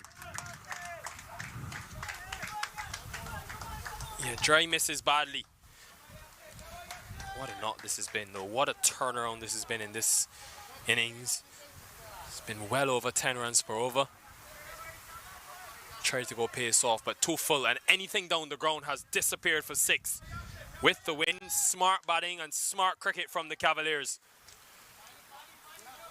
Such valuable added runs for the Somerset Cavaliers. They're inching towards 150, 160, and it's so tough to chase on this ground. And if you get a score up to 160, we saw 140 tough. I can only imagine with the Cavaliers bowling lineup that'll feature spinners like Sunny Patel, Yasser Mohammed, Gurjanath Singh. Always going to be tough for a batting lineup that hasn't found it up top the order. Last delivery of the over. Again, you can expect Yasser Mohammed to look to go big.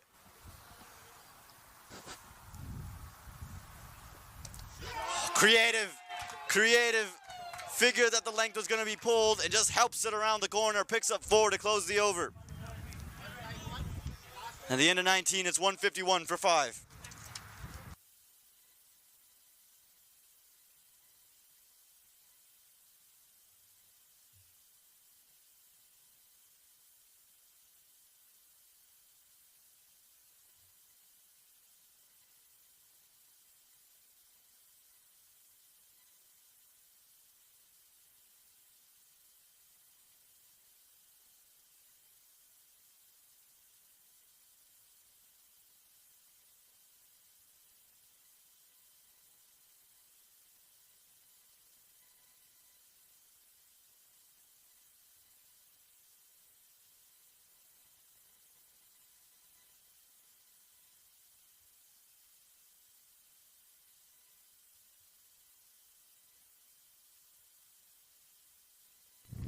Well, an expensive last over for Subramanian hasn't prompted Jones to go away from the young man. He corrected the line and length.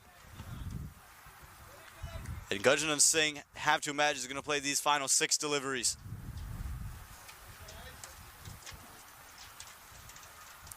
Into the leg side. It's going to be 6 more. Yeah, it is. Gurjanath Singh. What an innings. Take a bow.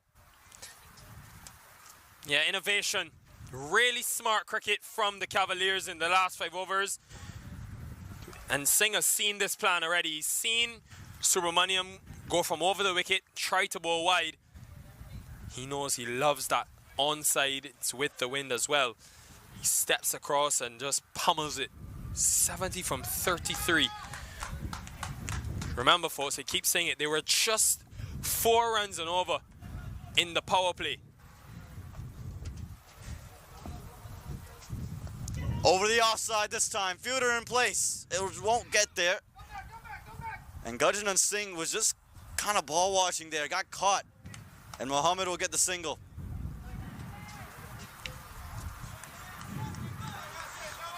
Yeah, the Fire, though, they will know, as disappointed as they will be, that they weren't able to close things out.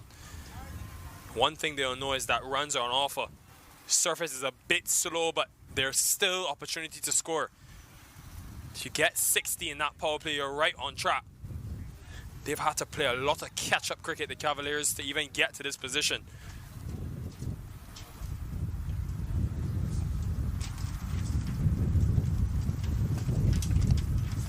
Get 1 down the ground. They're thinking about 2. Sent Mohammed back. Did Gurjanath Singh. I think that's the right call. Let Gurjanath Singh see these final deliveries of strike. Yeah, good from Subramaniam. Tried it again. He went even wider from that off stump. And he's nailed his Yorkers. This is impressive. 19 years old. Tinja Subramaniam. It's not easy conditions to bowl in.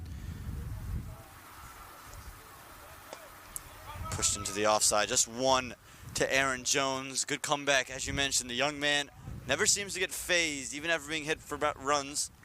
He's just going to keep going about his business.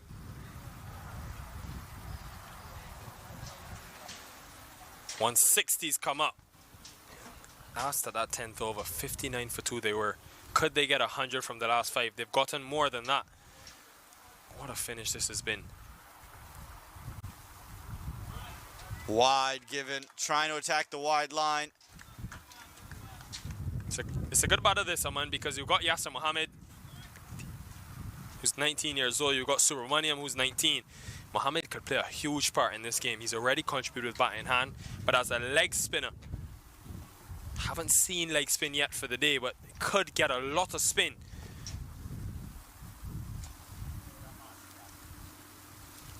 Trying to be innovative, Yasser. We see him play that shot so many times, unable to do it on that occasion, but now he'll get strike for the last delivery. He's got to find a way just to get any bit of runs. Gurjit Singh, take a start, get ready to go.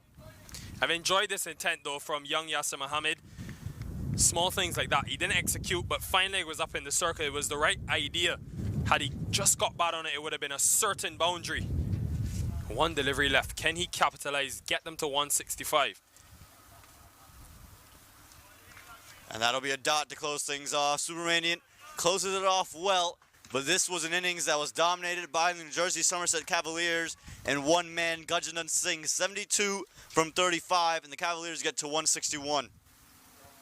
Yeah, 58 coming in the last 5. Gurjit Singh, though, what a contribution. Walked in there in the 7th over. They were going at 4 runs and over, and you thought they couldn't get enough from there. But Singh has batted superbly well for his 72, well supported by Mohammed.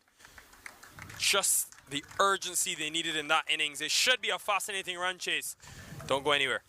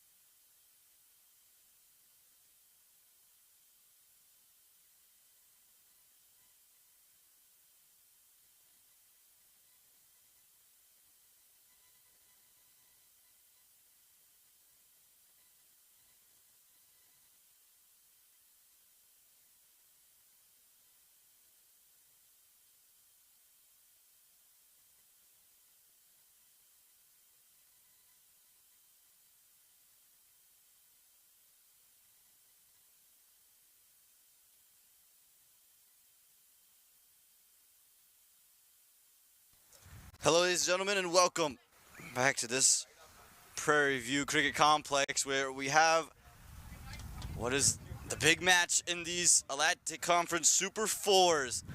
The Atlanta Fire, it's simple task from here, 162 to the final. The Junior Somerset Cavaliers, they defend that, and they'd have an awfully good shot of getting there themselves. Amon Patel joined by Nikhil Uttamchandani, and Nikhil, we talked about it in that first innings. It's going to be all about how the Atlanta Fire start. That's been the bane of this batting lineup. Their opening pair hasn't fired consistently through the tournament.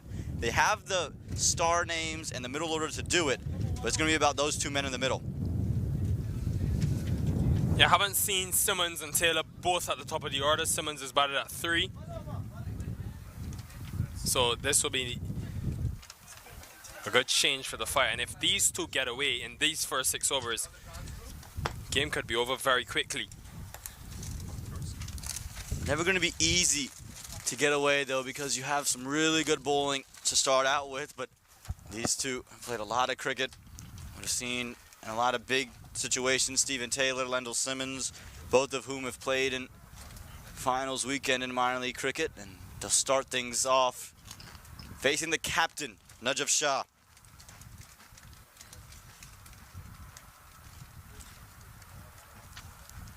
Nikhil, what are you looking for from the bowling perspective when you talk about Somerset Cavaliers? Yes, the Pacers are there, the spinners are there, but who do you think in particular could be the X factor to get them over the line? I think to start, 2 left-handers, I want to see when they get Gajanan Singh into the attack. Off-spin option, he's been very good with off-spin this season, but I think I always pick a wrist spinner in T20 cricket. It's the way the game is going in recent times. Such an X-factor option. They've got 2 in, Patel and Yasser Mohammed.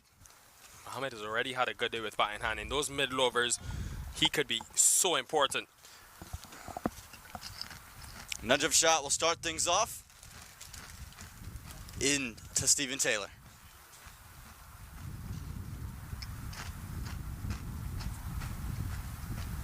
In the air straight away, but away from Najaf Shah. Good start for the Somerset Cavaliers. Yeah, I don't think there'll be too much concerns about the surface. It's been 2 pace for the day, but the fact that we saw over 100 runs being scored in the last 10 overs of the first innings, Taylor and Simmons will know that there's runs on offer here. Gajanan Singh struck at close to 200 in his innings, and it wasn't any build-up. It was pretty much the onslaught from ball 1. First runs on the board for the Atlanta Fire. The reason that Gajanan Singh's innings might just be one you have to take out of your mind is just because of the way that you saw Xavier Marshall, Kennard Lewis struggle early on, struggling to find runs in the power play for that first wicket. Only able to combine for 23 of them.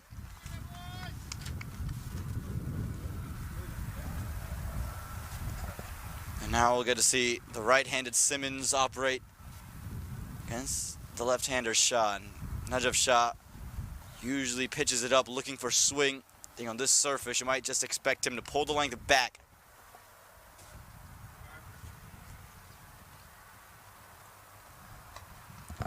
Yeah, sorry, go ahead, Aman. Goes full, will find a run. Yeah, here in terms of that discussion, the only thing I would say about that opening pair, Lewis and Marshall, the intent to score, they were happy to just push it around. Didn't see Lewis play too many of those expansive shots, which would give me an indication that it was difficult. They were happy to almost try to set a platform. It's a risky way of playing. You're almost playing catch-up for the remainder of the innings, and then both of them would go on to get out. So I don't think you necessarily want to start that slowly, especially when you need close to 8s or just over 8 and over from the inception.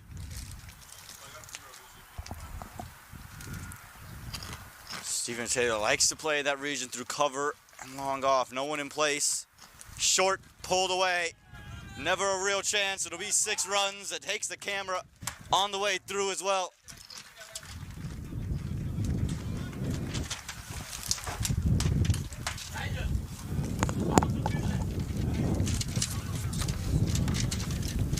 Plays the ball very late, Stephen Taylor.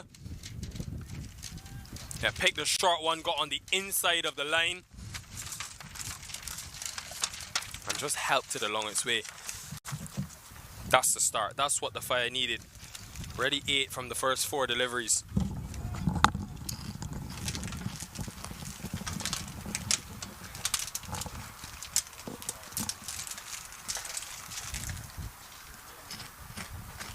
Slower this time, unable to beat Yasser Mohammed stationed in the infield. Again, that early boundary is so key for the Atlanta Fire. And this partnership is going to want to get through the power play period. Plenty of batting options. Aaron Jones, Obis Pinar, Nasser Hussain. We've seen Cornet Dry and Emilio Ponzo come to life with bat in hand as well. Yeah, it's really been a struggle for Simmons this season. Just 52 runs in the 4 times he's batted for the Fire. He's come into the tournament late. But as we saw with Gajadhan Singh, who struggled the entire tournament, doesn't really matter with players of that caliber. Run through, but nowhere to go to close out the first over. A good one for the Fire, 8 without loss.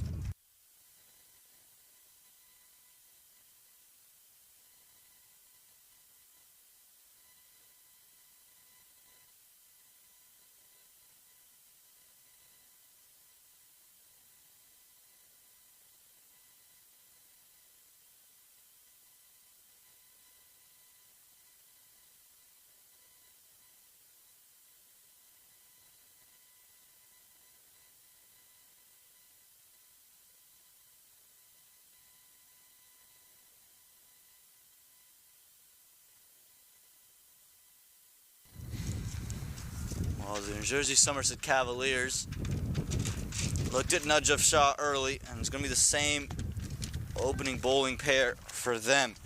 When we talk about the man who comes into bowl now, is going to be Junaid Masood. He was good with the ball for the Somerset Cavaliers when they win against the Lightning yesterday.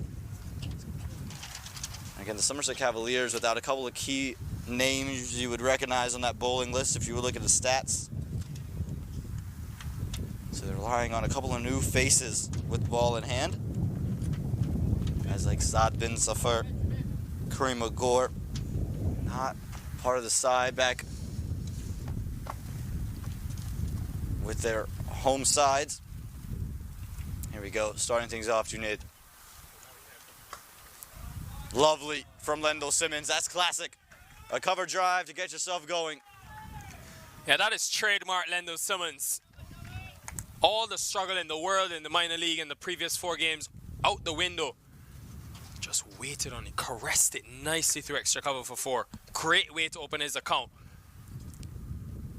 Yeah, wide and full, asked to be hit. And Lendl Simmons, who carries some international experience, was never going to miss out on a delivery like that.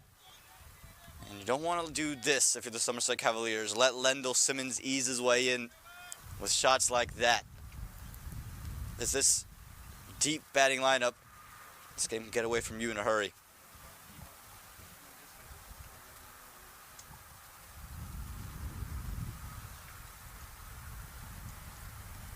Left alone that time from Simmons. And you mentioned the spinner. Somerset Cavaliers electing not to go and bring in one of their finger spinners or even the wristies. We saw the Fire go Emilio Ponzo all throughout the power play from one end of the ground. Somerset Cavaliers is much more traditional in their plans throughout the season. 2 pacers to start and a spinner to close. As that one will beat the outside edge, it'll also beat the man with the gloves. It'll be 4 runs. Can't do this, can't have this if you're the New Jersey Somerset Cavaliers. Yeah, may have had some movement off the surface because it seemed to surprise Simmons and just die on the way to the keeper. May have been some tried for a pace-off delivery, and that's the problem. Fine leg and third are in the circle. And Kawaru, he'd want that one back. Always going to be tough. That ball did die on him, and that's prompted him to get the helmet on and take a couple of strides closer.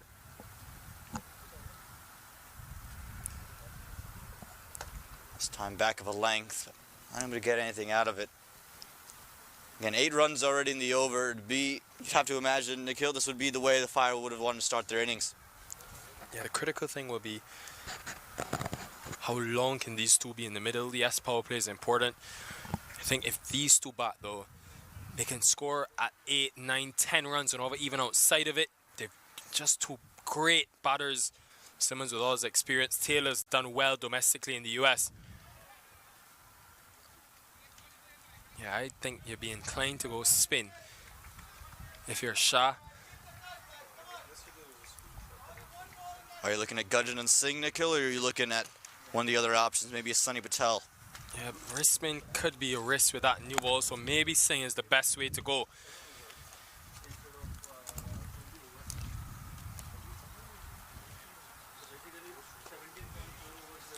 Good comeback from Junaid. Just the 4 runs coming off the bat. Other than that, it's been all buys. Close out the second over, 16 without loss.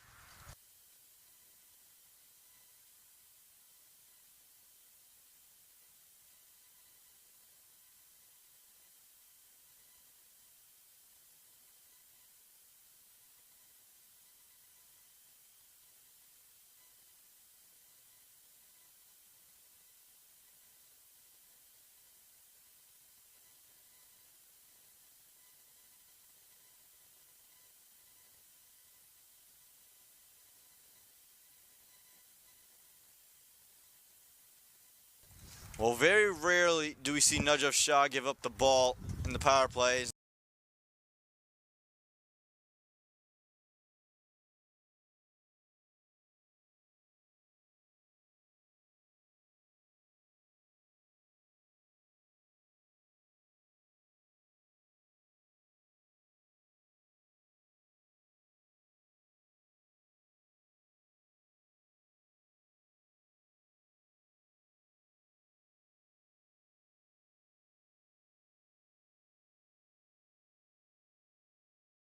Cavaliers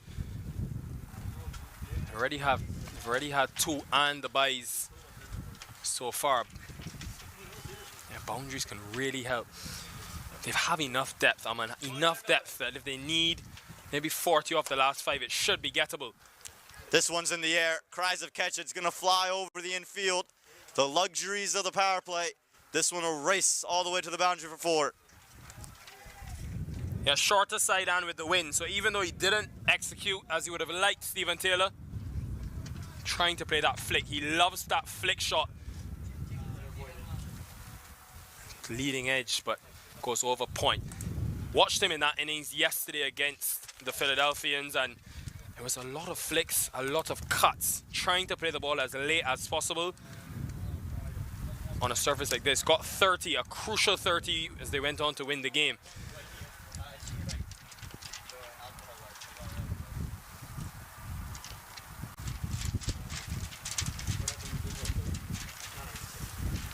You can see it there, trying to play late. Was begging Simmons for that single in the end, but again, Stephen Taylor has the power, but he's developed that finesse game that just gives him an ability to score all around the ground.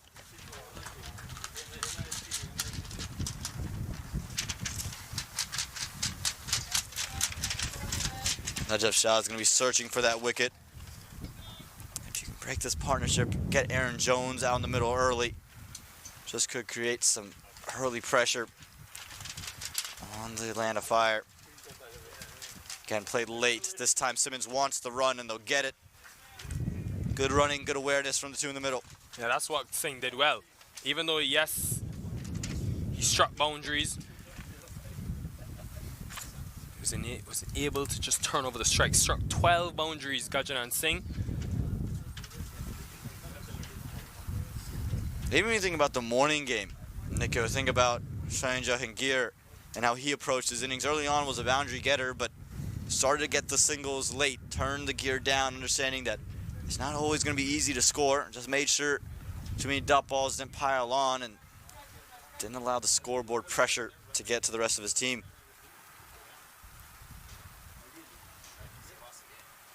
Third man, very straight for Najaf Shah. See what he has in store for the right-hander. This is the matchup that he'd like the ball back in.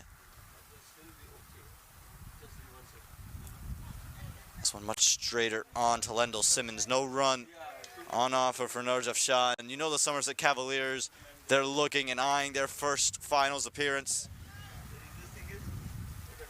Missing out on the playoffs each of the last 2 years, and now looking to get themselves not only to Dallas, but to win it. Yeah, Mustangs already the one team who booked a place in that final. Be up to these two. One of these two will be joining them on Sunday.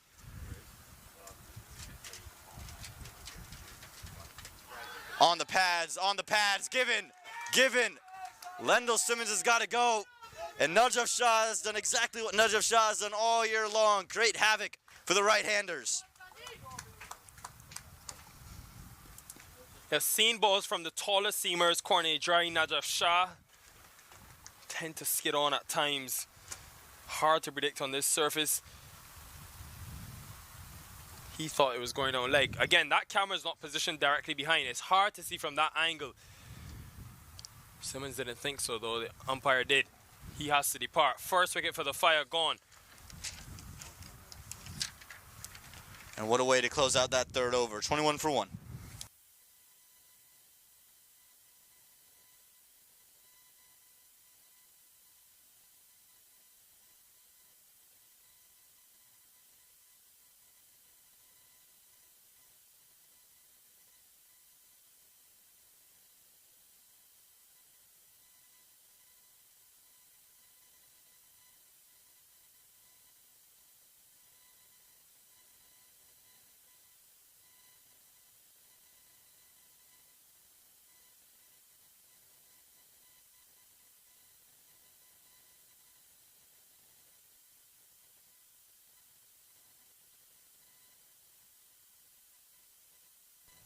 Well, Najaf Shah, exactly what the doctor ordered, needed that wicket. He called upon himself to bring it on, and he did just that. And he'll bring out the Fire captain, Aaron Jones, out into the middle. And Najaf Shah again electing to go back to Junaid Masood. Yeah, pace for the first 4 overs, but it really is a massive strike. The world has seen what Lendl Simmons can do at the T20 level when he gets going, just to get him out, keep him teamed. Never really got going. You close out this power play, even if you don't get another wicket, and you're keeping them to 7 and over. You take that if you're Shah, and you can then bowl a lot of spin in the middle. 2 wrist spinners, you've got finger spin.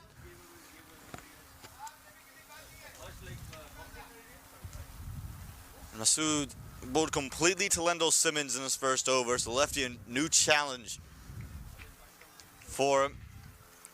Again, leaving that region from long off to covers, even deep point inside the ring. Everybody inside, daring Stephen Taylor to try to go over the top of the offside.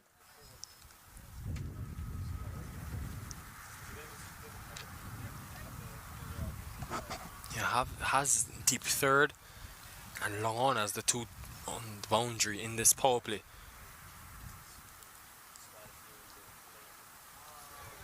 What a delivery from Masood. He's found the length after that initial delivery was just too full to Lendl Simmons. Since has pulled it back and has created havoc off the surface. He has a real opportunity for Taylor as well, because seen him cut the ball really well in this tournament. And if he's trying to go to that shorter length into the pitch, he just needs to pierce the gap. Unable to do it there. One of the few times we've seen Masood get full, but the key of that was almost at that Yorker length.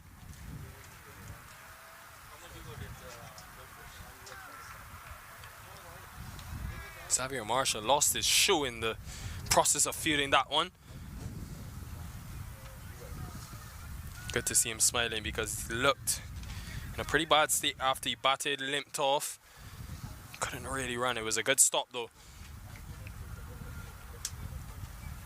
Putting it all on the line, Nikhil. That's how much this means to this side. They want that berth in the finals. Yasser Muhammad looked over at me before the start of this innings and said 1 innings away. That's what this team's going to think. 1 innings away from a place in Dallas. Boldham, looking to go through the offside. Stephen Taylor's missed out. And Junaid Masood, he's picked up wicket number 2.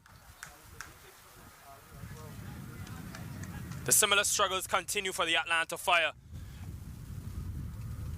Another one of their openers going down, and this has been a problem. All of a sudden, after what was a healthy start in those first couple of overs, used the angle well. He just subtly came in off the surface and a little too close for Taylor to cut. It's a game of fine margins. This big wicket for the Cavs. Taylor must depart. 21 for 2 now.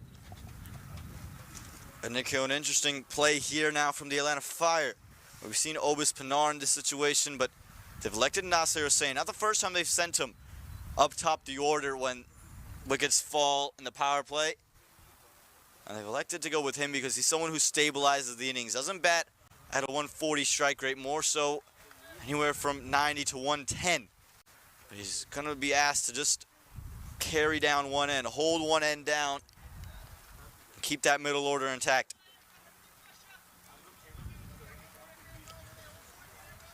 Yeah, and that national final last season, he did bat at number 4.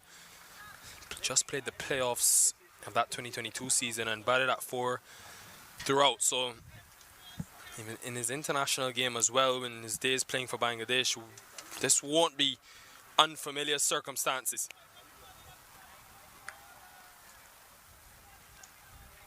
But he's going to be dealing with a charged up Cavaliers side.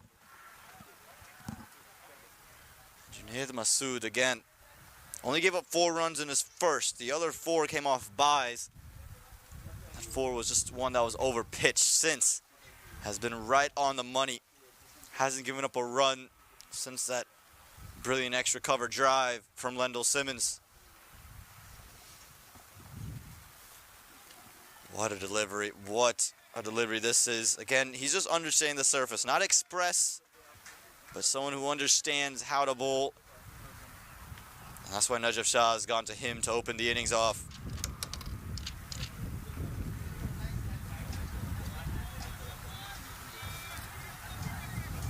Pressure on. Pressure is on this Fire side.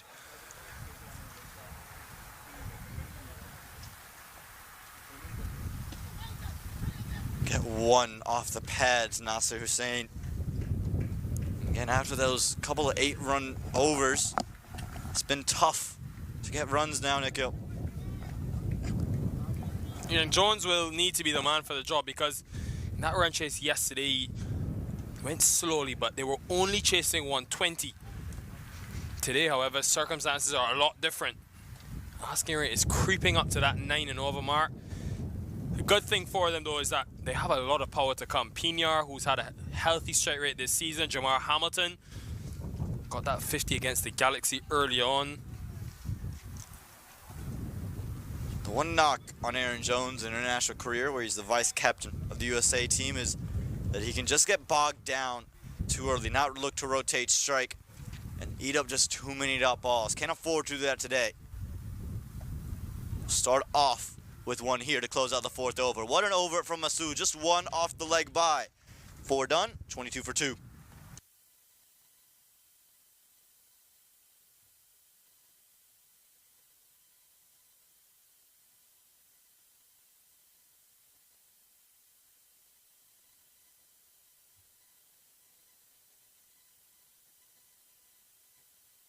वक्त आ गया है Lakshmi basmati rice को घर लाने का। Lakshmi extra long basmati rice. इसका हर दाना हो इतना लंबा, पकते हुए महके और प्लेट पे क्या खूब खिले। हाँ, तेरे घर लाने का।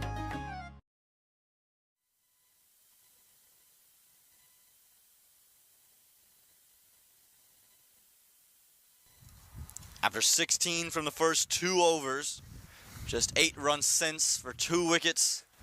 We get our first bowling change. No more Najaf Shah. He'll save his 2 overs for later. They'll look to Abdullah Ghazi. Bowled well. That match against the Lightning. More seam though, Nikhil. Thought maybe we might get to see a spinner early on, but Najib Shah's elected to use his pacers. Yeah, it's working though for him. The pace bowling is working because it just seems like pace off. A bit of extra on it has done the trick. So even though they're chasing 160, still can afford some period of consolidation. Remember, they were just 23 after their power play, the Cavaliers. I'm not saying, you want to be having to go at 10s for the last 10, but you can factor in the fact that they started slowly and still were able to catch up. They have the firepower. Pun intended, Nikhil. In the air, taken. Nasser Hussain goes. It's 3 and 3 overs, and the Cavs, they're on top.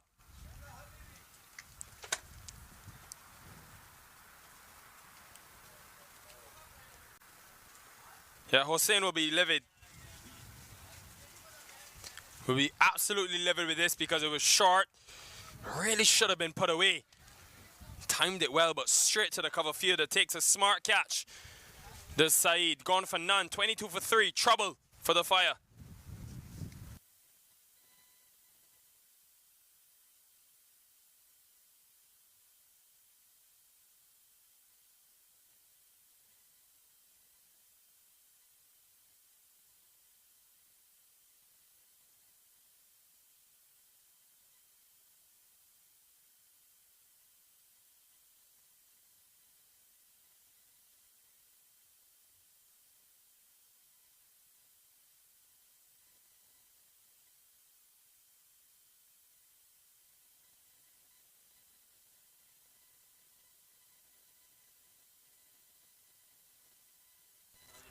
Well, this game has just turned on its head. The Atlanta Fire got off to a good start, but they've seen 3 batters in and quickly out. And now their best batter on the season, Obis Pinar, who joined the team late this year and still managed to be its highest run scorer, is into the middle. Slip in place. New batter, this partnership could be the vital one. Could be make or break for the Atlanta Fire. Pushed into the onside, wants a single straight away. You're seeing the results of the confidence though. Went up over 10s in the last 5. And they brought that into this bowling approach. Upbeat in the field, body language is good. Oftentimes is what momentum brings. It just can fuel your innings, and this is a very high-powered team in terms of energy, high octane. And I was having a conversation with Yasser Mohammed. He said after their late win against Empire State, they got together and they felt, yes, we have all the tools to win a championship, and they're on the verge now. Big wide down the leg side.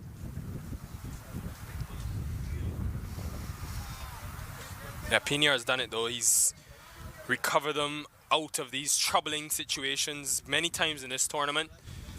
I mentioned he's been in the runs, the most runs for them. He's also got a really good strike rate. One of the few players that have been able to strike at above 140 in this tournament. Gets through the infield. It'll race along to the boundary. Much needed to ease some of that pressure from the Fire captain. Yeah, it was just too short from Ghazi.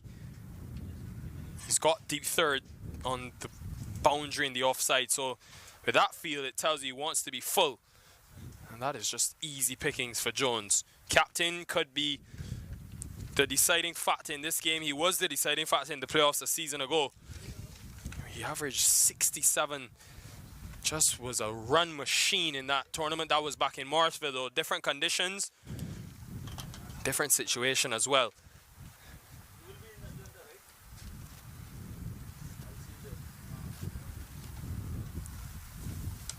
Again through the offside, but this time just to the fielder. Run on offer there, but early good signs for Jones. You can see him not in his shell. He's looking to play shots, looking to score runs. And that's what you want to see out of the Fire captain.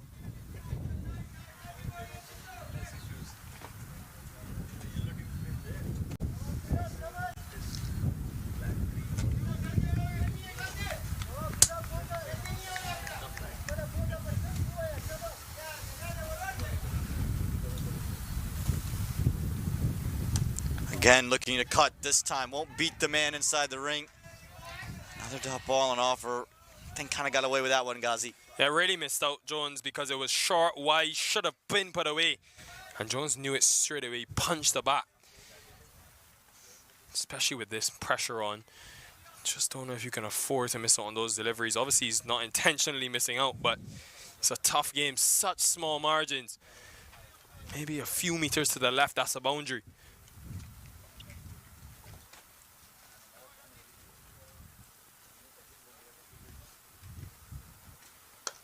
Straight down the ground, finds the stumps as the 12th fielder. Nikhil, we're in for an enticing matchup here. 5 overs gone, 28 for 3.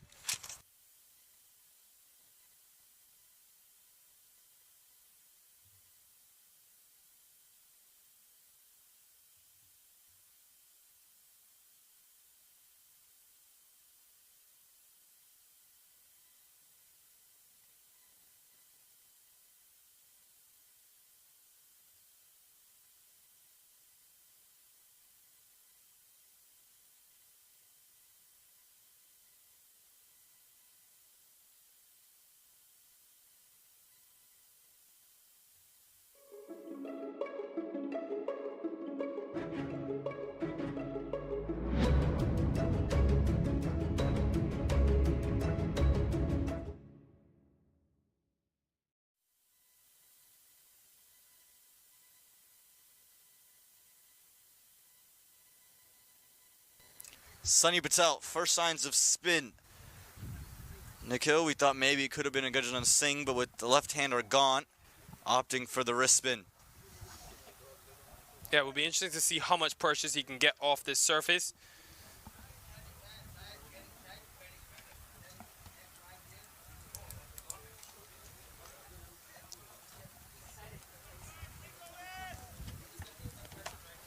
Two fielders in the deep, long on cow corner, very conventional. Obus Pinar likes to hit straight down the ground. Gonna want to keep it out of his reach. Short, pulled. We'll just find the fielder, station him into wicket. Yeah, again though, gets away with it. Starts with a loosener. It is the bigger side of the ground, so I would say he gets away with it. I wonder, similar position that these Cavs were in.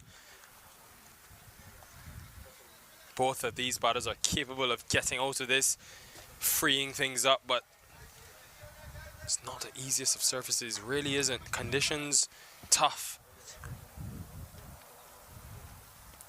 Looking to cut. You mentioned Aaron Jones's knock in Morrisville last season. Had a 50 in that match to get them to the final. Pretty similar spot here.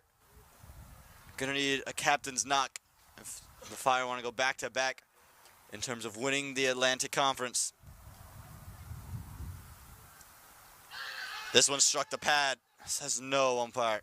Yeah, and Jones will feel really disappointed because in the last over he timed two really well. One went to the fielder, the second one cannon into the stumps. He could have easily been 12 by now, and it's a whole different ball game. Instead, he's had to scratch around for these first 7 deliveries he's faced. Little inside edge to find leg. It's been tough since that initial boundary from Jones. And you can see the ball is spinning. He's doing a lot off the surface. Yasser Mohammed could be very important for this Cavaliers team. Picked up 3 yesterday. And Jones still can't find a way to get Sunny Patel away. Can't afford to do this. Can't afford to soak up these dot balls. Just would put so much pressure. Pinar at the other end.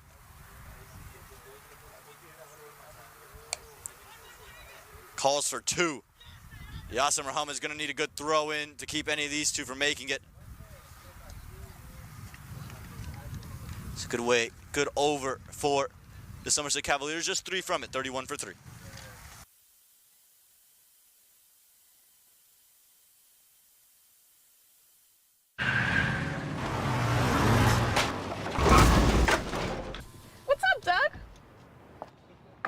What got into you?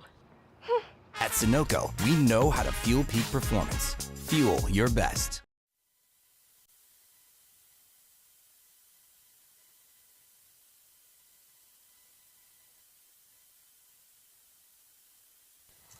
Nikhil, 2 slow power plays, but it's the wickets in hand that the Cavaliers had, but the Fire don't. They're 3 down now that the field's spread out.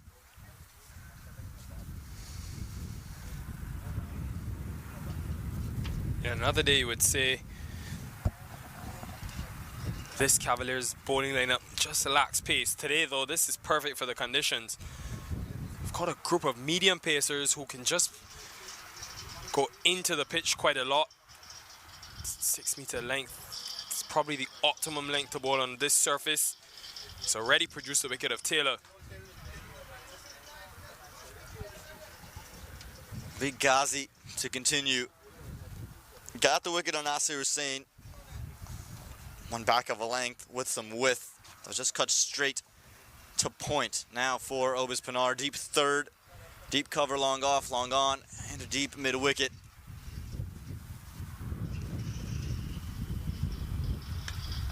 Push down the ground, we get 1.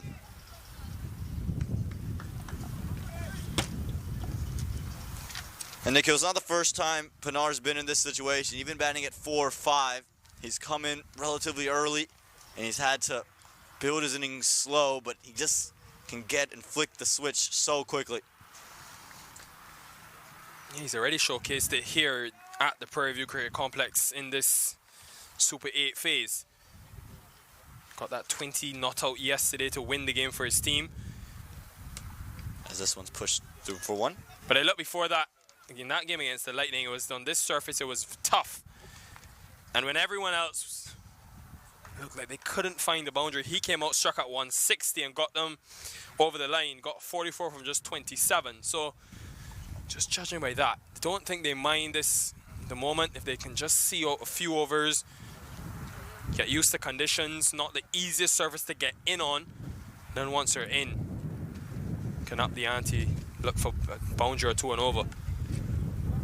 Into the offside again, and Pinar will come back for 2. That's good. But you mentioned his ability to just, on this surface, look like he was batting on a different planet. And it came on deliveries that were full. You got to mind the length when bowling to Pinar. Anything full has just been put straight back down the ground and dispatched. When they've been on a length, it's been tough to score. Now he's made worse, good deliveries look worse than they are, but if you're a spinner, don't want to get too close to that reach of Obis Pinar. There's some discussion with Gajanan saying what's the best delivery to bowl. He's now allowed 5 outside the circle.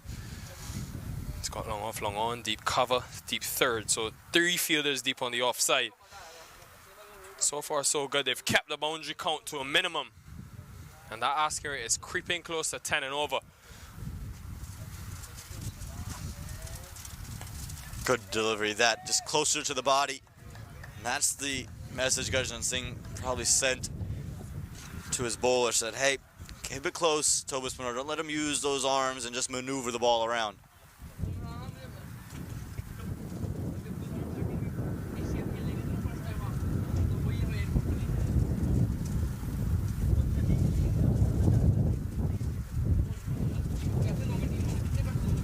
Just dab down to third man. Will pick up 1. Pinar wanted 2, but straight to the fielder.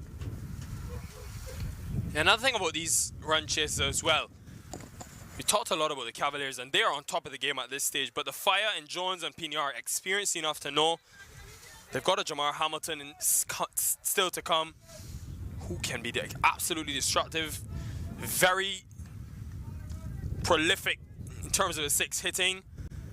They just need 2 big overs, doesn't matter when they come. Even if that asking rate gets up to 12 and over or more. If you have 5 wickets or so in hand going into the last 5, you back yourself, you back your team. End of 7, 35 for 3.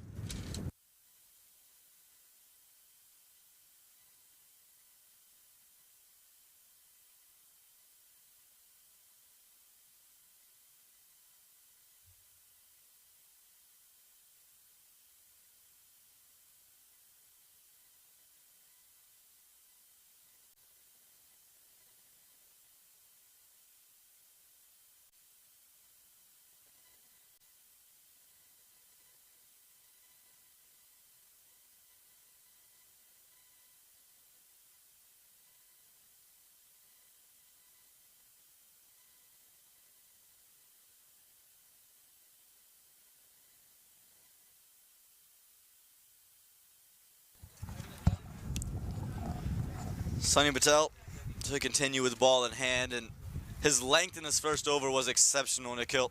Again, we've seen Jones, Pinar both look to hit straight and have success to do it. So if you keep him on the back foot, you found the most success.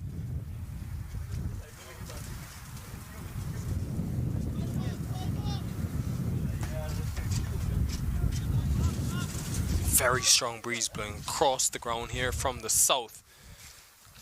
This PVCC 6 field. Last 3 overs, they've only scored 7 runs. It's been really slow going. Last 2 overs, correction.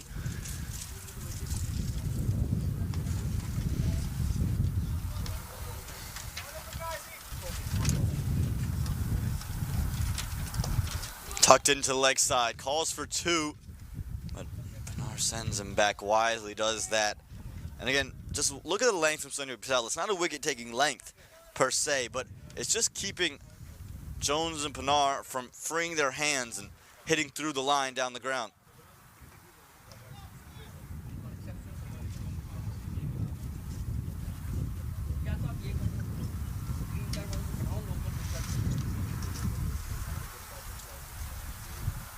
Quicker through the air this time. Again, call for 2. They're going to test the arm of Yasir Mohammed. And Pinar, quick, gets home. Yeah, really good running. Excellent from this partnership.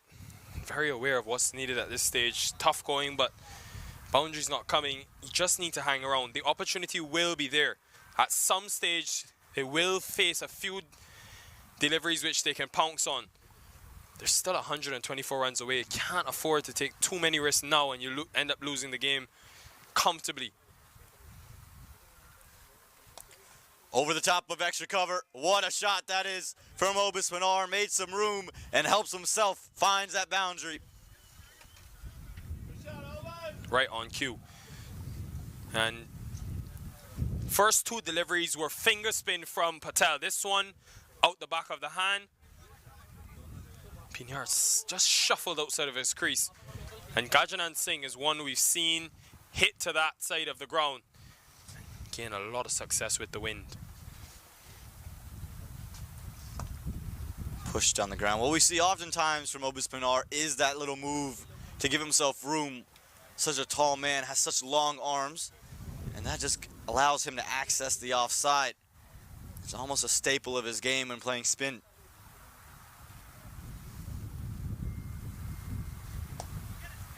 And just defended away from Aaron Jones, that boundary. Eases some of the pressure that was building. You mentioned it, 7 runs from 2 overs.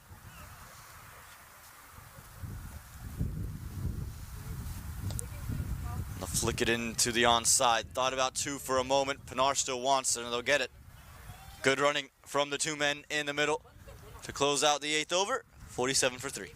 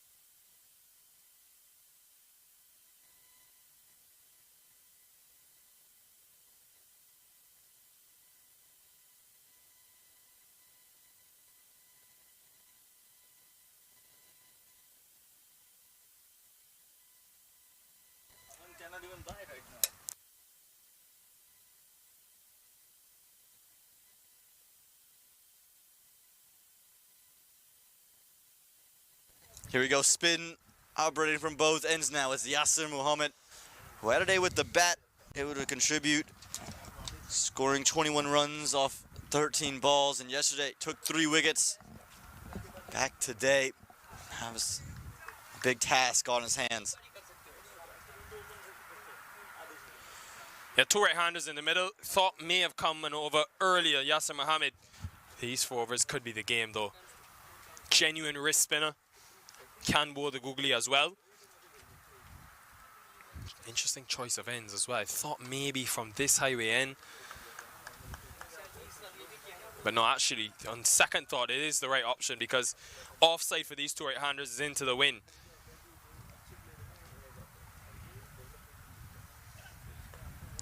Good length from Muhammad. This was the end he bowled at yesterday. That was so fruitful for him, so I can understand why they've brought him back there. Also, the wind factor. The one thing Muhammad's got to make sure he doesn't do, has a little tendency with that wrong-footed run-up to just toss one in short.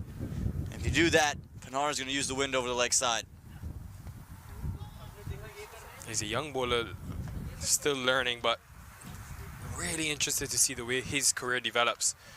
The way he's already made his debut for the USA international side. Wrist spinners are like gold in T20 cricket of today's game. Just picked up in the Bangladesh Premier League for that Rangpur Riders side. Team actually in partnership with the Fire. So quite ironic he's on the other side of things. And that we've seen the batting exploits as well. And Muhammad making his T20 debut in 21, ODI debut in 2022. Both in the United States, not many people can say that. And the reason as to why he was so quickly brought up was because of, again, his ability to turn the ball and as a leg spinner. And in the USA, a plethora of left arm spinners, not many of these.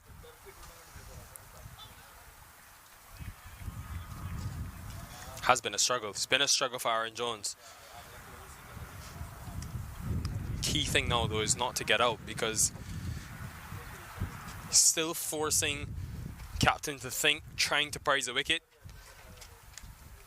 Cut away, work to be done, keep it to just one run. But again, important, every single run important. And for Aaron Jones, if you can just find ways to get singles throughout the innings, as Pinar can do the striking early as Jones starts to find his way through. Something we saw in Atlanta when they were playing the Morrisville Raptors in a game that was headed close. Wickets fell early. Those two built a partnership, each scoring half centuries in the process. Looking to go through the offside. But this old surface showing signs of turn. Yeah, just to put it in context. Had 8 matches here now on this specific strip. So naturally it will be spin conducive. Cut, doesn't beat backward point. I let it work. Done there in the infield. And a good first over for Yasir Muhammad. Just gives up 2. 9 done, 49 for 3.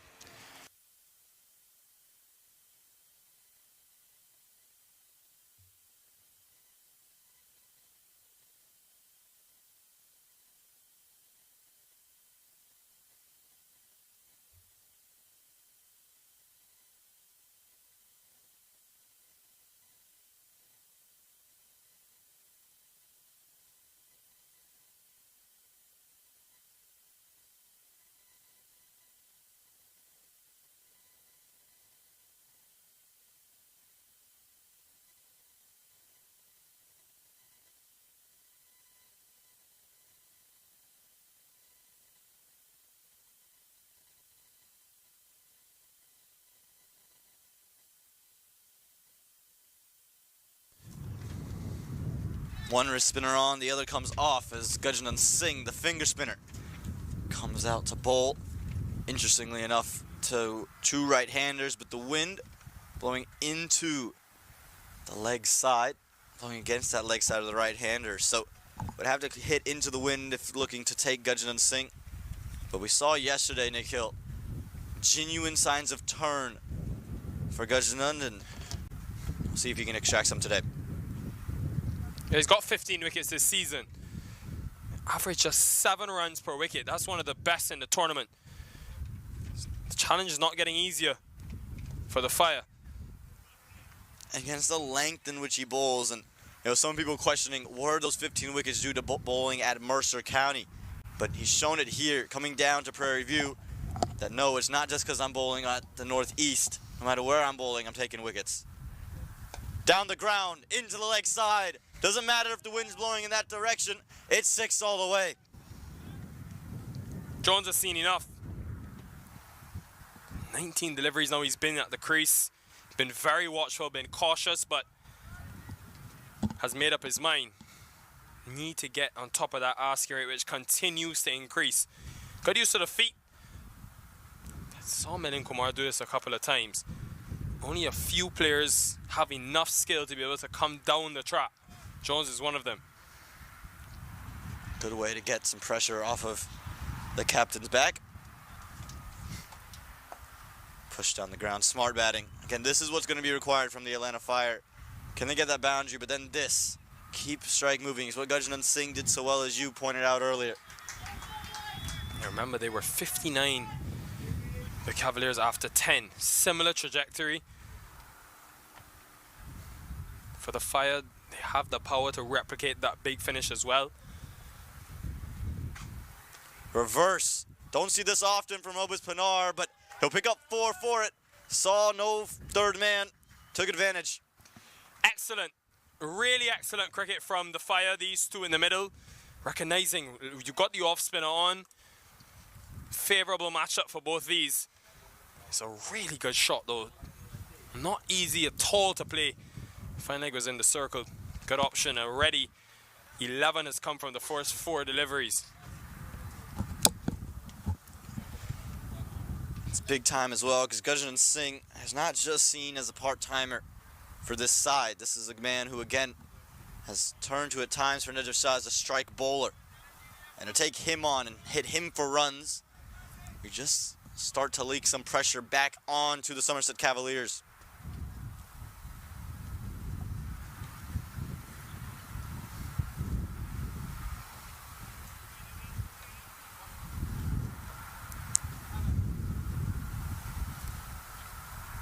Again tries it. This time they say bat, no. Umpire saying no. Umpire says no. Obis Pinar is not moving. And he's saying it's come off the arm. Gurjanath Singh's adamant. He's saying it's hit the bat, and Obis Pinar very adamant it's come off of that forearm.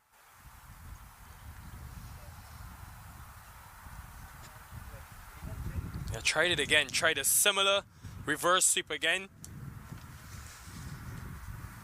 Yeah, definitely came up off that forearm, which is not attached to the bat. It has to be that glove strapping or below.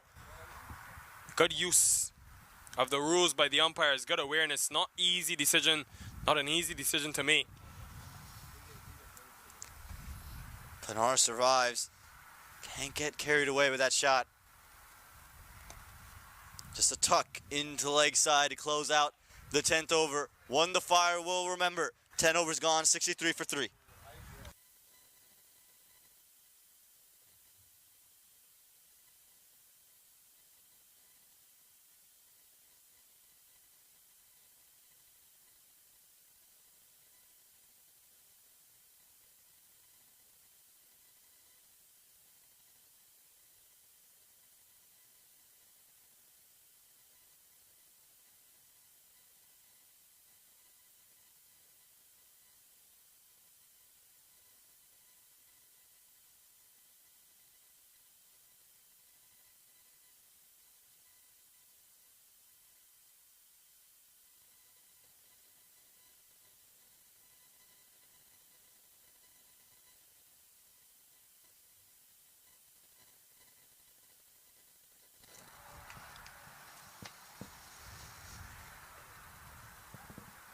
Halfway stage in this innings, Yasser Mohammed, a good start for him, just went for 2. His leg spin back into the attack. Came in a nice balance at the moment. Got 7 wickets in hand, the Fire, so a lot of batting still to come. But at the same time, that run rate, they've kept it under control of the Cavaliers. Anyone's game at the moment. Pretty similar scores at the 10 over mark. 59 for the Cavaliers, 62 for the Fire.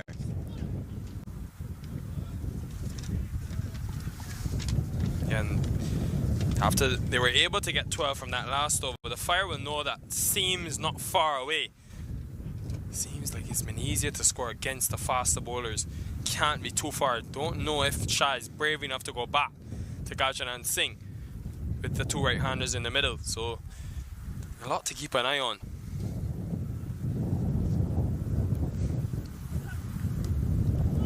And you bring up Gajan and Singh, and again, when you just don't want to let these two batters get set in any circumstance. And that's why you could look at a Junaid Masood, who was so good, just giving up the 5 runs in his couple of overs, and even a man like Abdullah Ghazi was economical.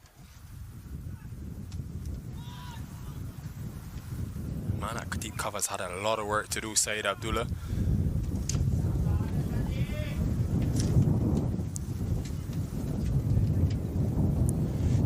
It's been smart from the Atlanta Fire. They've understood the fact that, again, if you can't score boundaries against Yasser Muhammad, don't get tied down. Don't let him escape with 2-run overs. Put down! It was in the air for a long time. Really should have been taken by Sean Finley. Aaron Jones trying to be innovative, trying to go over that infield in the offside, and already seeing Gajan Singh being dropped in that first innings. Went on to cost the Fire. Could this one cost the Cavaliers? Doesn't get more regulation than that. He's backpedaling the whole way, but was never over him. Looks like his hands came together before the ball ever got there. Huge drop. Another chance, another chance. Again, just out of the reach. This one a lot tougher. Crucial boundary. Yeah, almost cruel to call this a possible chance. Had to make a lot of room to his left, and still, even then, had the Superman dive, and I still think it was out of his reach. Moving awfully a long way out of his stumps, Obis Pinar, to lift it into that region. And again, well out of the reach of Syed Abdullah.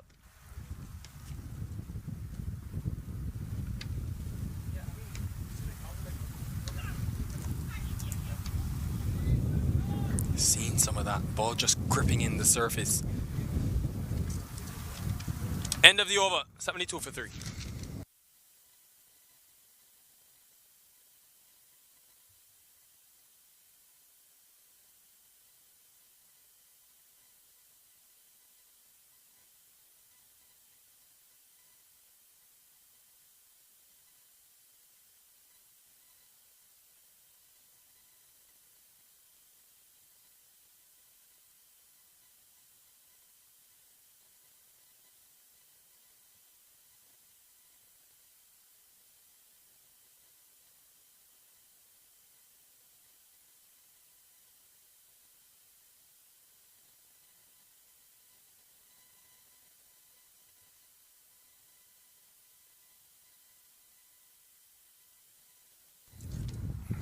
Nine overs remaining in this contest.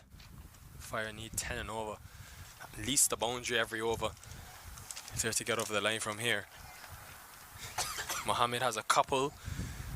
There was some debate. Gajan Singh wanted to bowl a second over. Instead, they've opted to go for Patel, who we've already seen have ability to spin it both ways. Mixes up those wrist spin deliveries with a few finger spin options. So how does Pinar play this situation? He's 28 from 20. Yeah, well, we've seen from Sunny Patel when bowling to these two, he's opted to go more finger spin, looking to pull the length back, not let Pinar go over extra cover. The one time he did go with the back of the hand, it was hit into that very region of the ground.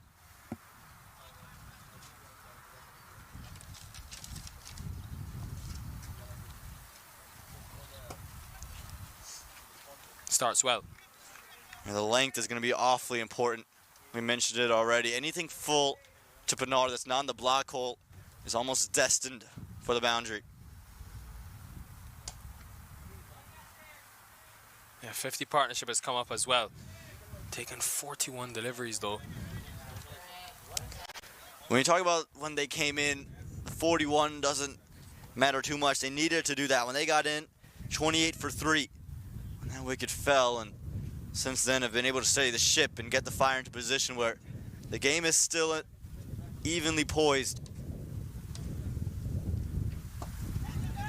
Chance, Lewis takes it easily. Jones has given it away. And that drop catch in the last over doesn't cost the Cavaliers too much. Huge wicket partnership broken. Just looking to go down the ground, but the key is into the wind. They just stationed Kennard Lewis into that region, who made it look awfully simple. Get another look, it's pitched up. But all he could do was pick out Kennard Lewis into the wind, never gonna be easy. And Aaron Jones, after being given a life, gives it right back.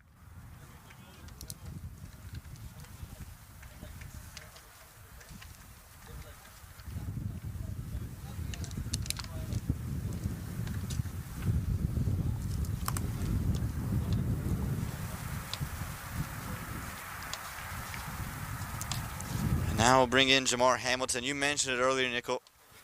Has a 50 this season, earlier in the year, but as of late, has just been struggling for runs. Hasn't looked at his fluid best.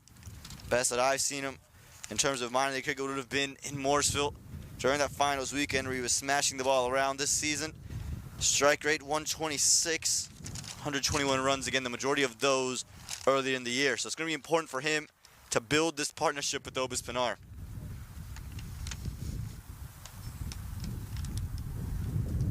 Yeah, it really has been a tough season for him. He got that 56 unbeaten against the Galaxy in the very first game of the tournament. Since then, though, he's only averaged about 9 in the 9 innings he's batted. Of course, he's a lot of times come in at 6 and 7 and just had to go from ball 1. This time different, though. Problem for the Fire, not only have they just lost the wicket, Jones went at less than a run a ball, so it means that the asking rate is 10.5 and over.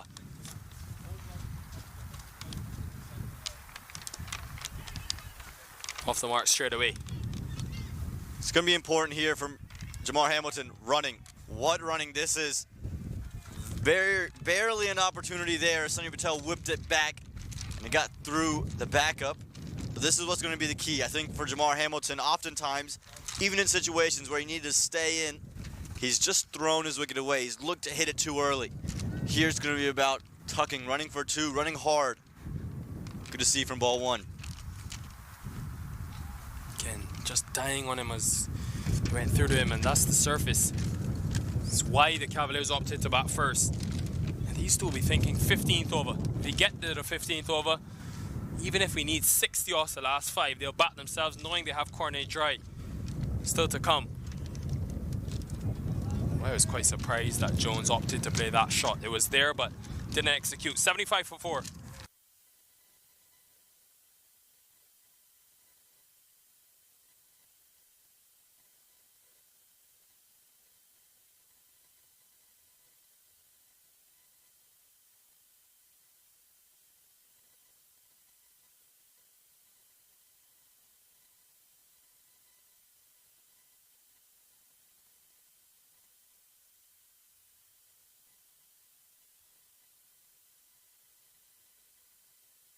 वक्त आ गया है Lakshmi basmati rice को घर लाने का। Lakshmi extra long basmati rice. इसका हर दाना हो इतना लंबा, पकते हुए महके और प्लेट में क्या खूब खिले। हाँ, मेरे घर लाने का। These two teams, straight semi-final. Winner goes on to play in the final on Sunday at the Grand Prairie Stadium in Dallas. Hope to have your company then. Tickets starting at just $5. It's an experience you don't want to miss. Mohammed, short in the gap. Second time PNR's gone big in the leg side. He's got runs, 6 of them to start. We mentioned it earlier. This is just seemed to be a flaw in the mechanics of Yasser Muhammad in his young career. It's just that odd delivery that gets stuck in the hand and goes straight down.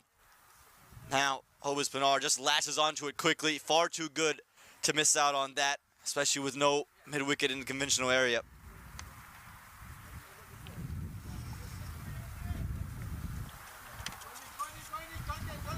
Got to get that length back up, Muhammad. Again, it's just something that's plagued his young career. Field stays the same. 3 deep feeders on that onside. Goes again. It's gone straight up. Lewis is under it. But again, the wind continues to help it sail over long on. This is powerful. 2 sixes to start the 13th.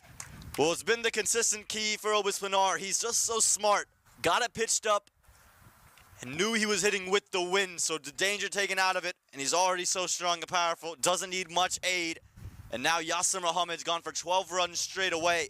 And after that wicket of Aaron Jones, you just felt the Cavaliers might feel that they're back in top of this game. Obispinar says, no thank you, not very much. He's on 40. Heart would have been in his hand, Obispinar, because Lewis was under that for a long time. Just had enough in the end.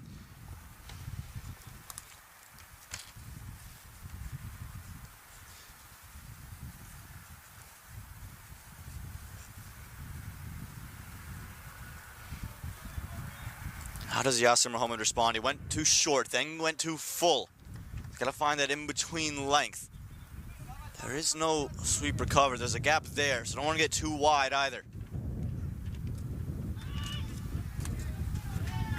Yeah, I think if you can get 20 from this over, you've already got 12 from the first 3 deliveries. If you can get another 8 runs, that helps significantly in that asking rate.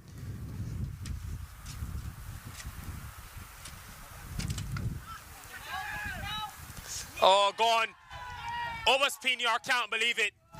Possibly the worst delivery Muhammad has bowled today. And Pinar has picked out backward square. What a big wicket. Could that be the game? A send-off for Obispinar as well from Yasser Muhammad. Just waves at him, and he's disgusted with himself. It's an absolute half-tracker from Yasser Muhammad. It's just cramped Pinar for room and picked out the man. Stationed a deep backward square, and then that little wave from Muhammad as Pinar goes off. Could this be the match?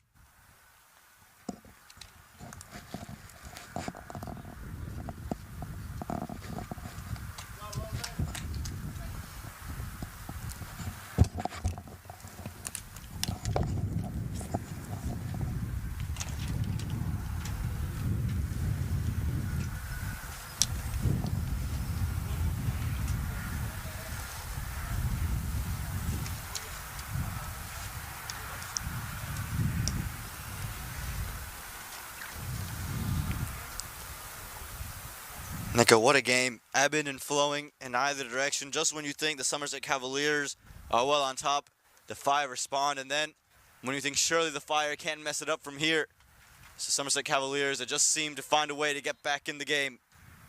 And what a time to do it as well for this Cavaliers team. They've had their struggles. They've had ups and downs in this tournament. They're just 8 and some overs away from going on to the final. Jay Pathak comes to the middle, head of Cornet Dry, and you think a lot of the onus now will be on the shoulders of Jamar Hamilton. Had already got the 2 maximums from the over, looking for a third. The delivery was really deserved to be hit for 6. That's the way it goes in cricket sometimes though. With the wind straight to the man. And I think it was just that little bit of movement back into Pinar that caused him to just roll his hands on over the top of it. And it just went straight down the barrel. And backward square. It's a cruel game, cricket. In one moment, you're hitting 6s all over the place, and the other, you're picking out the fielders. Now the left-handed Jay Pathak hasn't been asked to do much with the bat. He's going to have to facilitate. They've added Ridwan Palash into the 11 as well to give them some extra batting depth. Still Cornet Dry to come. And we've seen Emilio Ponzo, the ability to hit the long ball. But the onus is going to be on Jamar Hamilton to get them to that point in the last 2 overs where they feel comfortable chasing that down. 75 still required.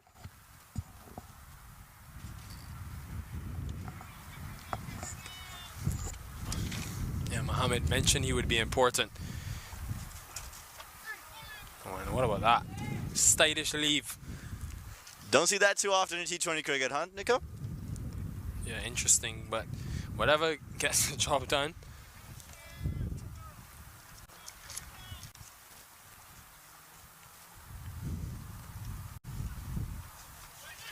Yeah, this youngster, Aman, just 19 years old, continues to be very impressive. Gets a crucial wicket in that over, the one of Pinar, 87 for 5.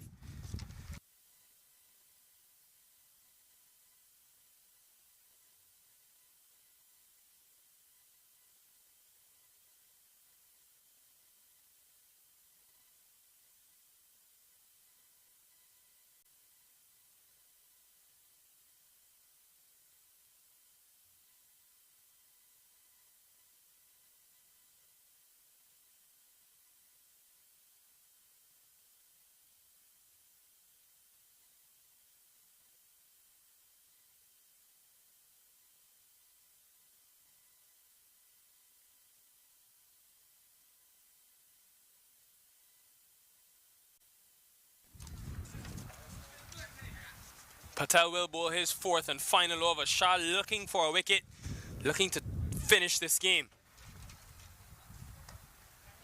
What a shot. Cracking shot from Jamar Hamilton. Gone all the way for 6 as well. Nikhil, this game keeps ebbing and flowing. Just when you think the Somerset Cavaliers are well on top, the Atlanta Fire do something like this. This is out of the top drawer. Playing it with the spin over the top of extra cover, in and out. What a way to start the over. It puts Patel under pressure instantly. Hamilton is more than capable. He's already got a half century this season, delivered in the playoffs for this team to book them a spot in the final. Could have the opportunity to rewrite history.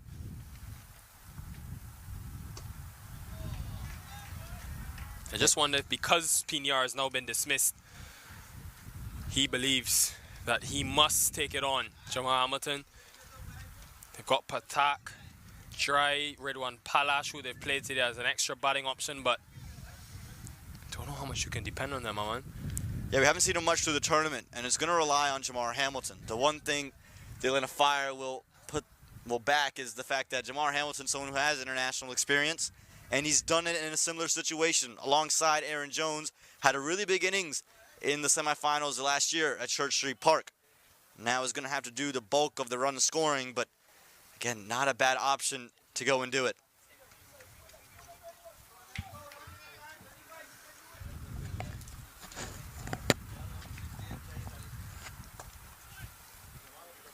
And for Pathat, if you're Pathat, the job is simple.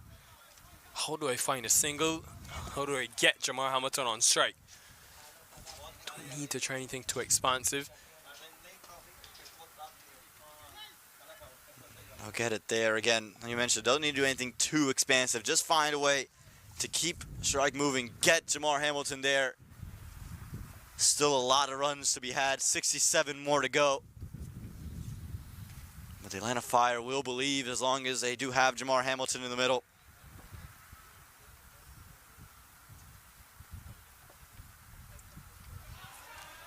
Very crafty, very smart, and runs. What a critical time to get them as well. Earlier in the over, we saw Saint Patel get short, and it just jammed Jamar Hamilton as he looked to hit in front of square. This time, learned from it, waited on it, and that line going down the leg side just allowed him to clip it off of his hip, take it over the infield, and pick up 4 runs. Last over went for 12. Already this one has 12 and a delivery to go. I mentioned 50 off the last 5. You still back yourself. Hamilton will hold the key. He'll know that. No change in the field. Fine leg still up in the circle.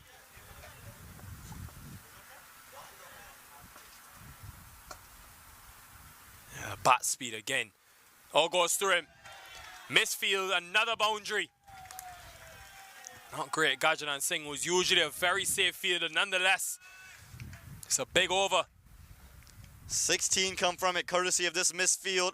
It's well struck. A lot of room to make for Gajanan Singh, but he's just gone all over it. And Jamar Hamilton exactly what he needed and the Fire needed after that wicket of Obis Pinar. 103 for 5.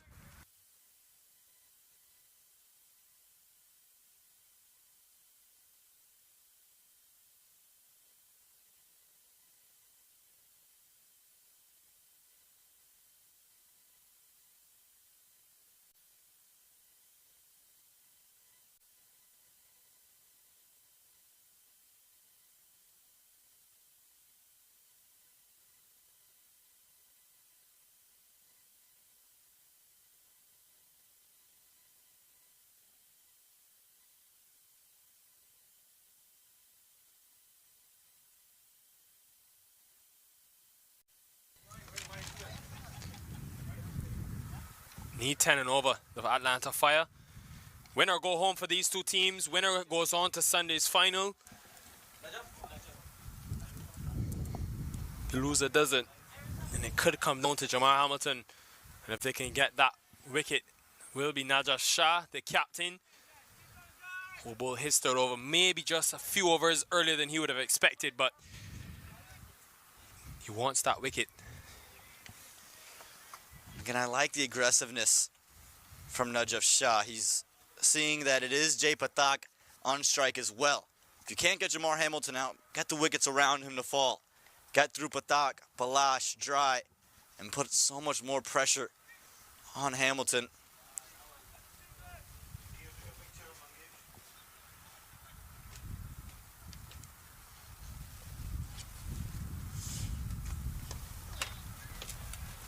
And with this field set, a deep third, deep cover, long off, long on, and a deep mid-wicket, you almost would think about bringing someone in. Don't allow him to take that single, but make him go over the top. Yeah, there's acreage, a lot of acreage for Pathak. Left-hander, big gap through cover. And the onside as well, just needs to find a single.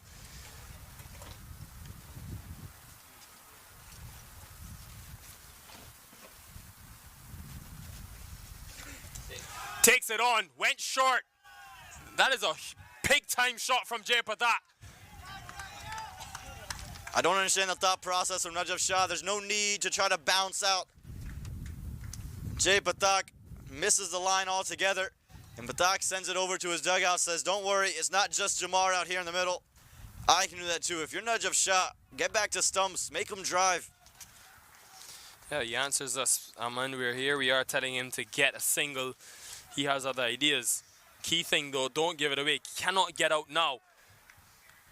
Last 3 overs have been fruitful for this Fire side.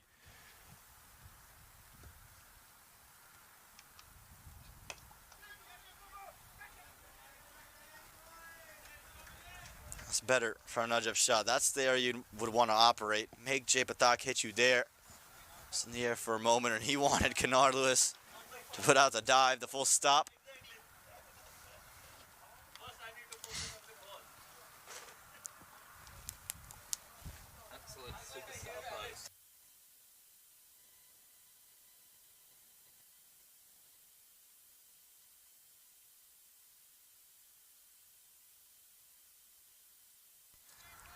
And now Najib Shah, the question is, what do you bowl to Jamar Hamilton?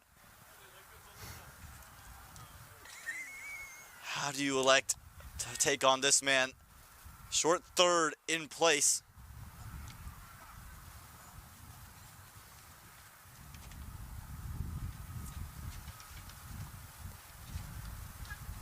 Yeah, there was a nick on that.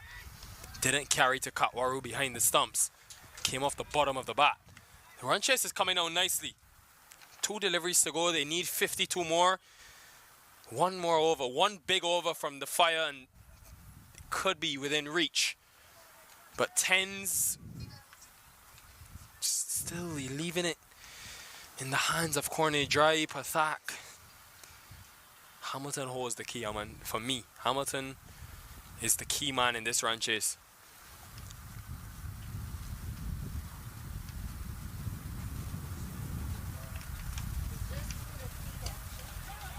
I think he understands that as well, knowing that he's got to just keep himself afloat, keep the runs going. Najib Shah frustrated though. He wanted that one to be fired in.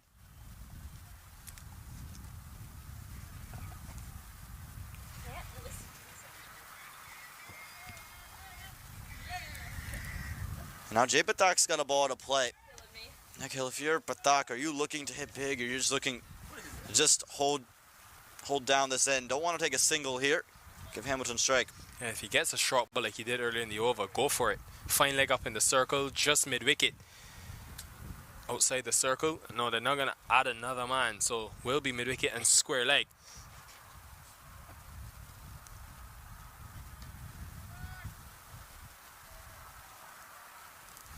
Could be the double bluff from Najib Shah. Could be doing this just to go full. Well played, Amal. 1 to end the over. 112 for 5.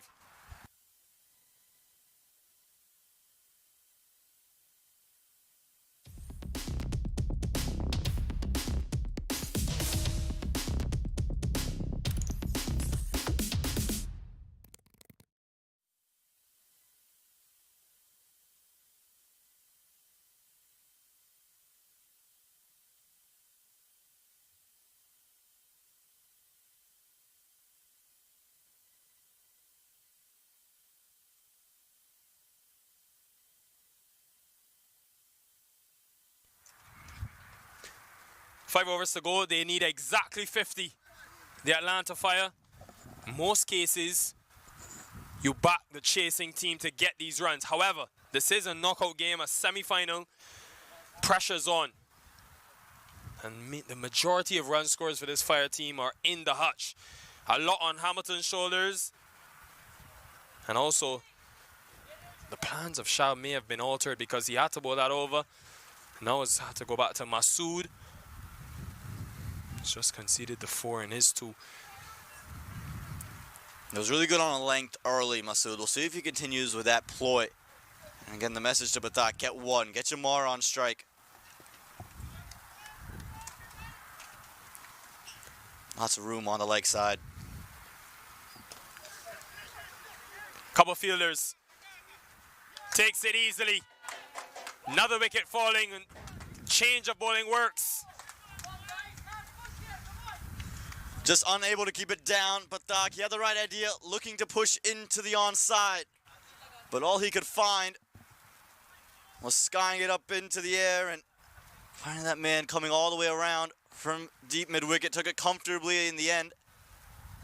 And more pressure now onto the Atlanta Fire. What a match we're seeing on display.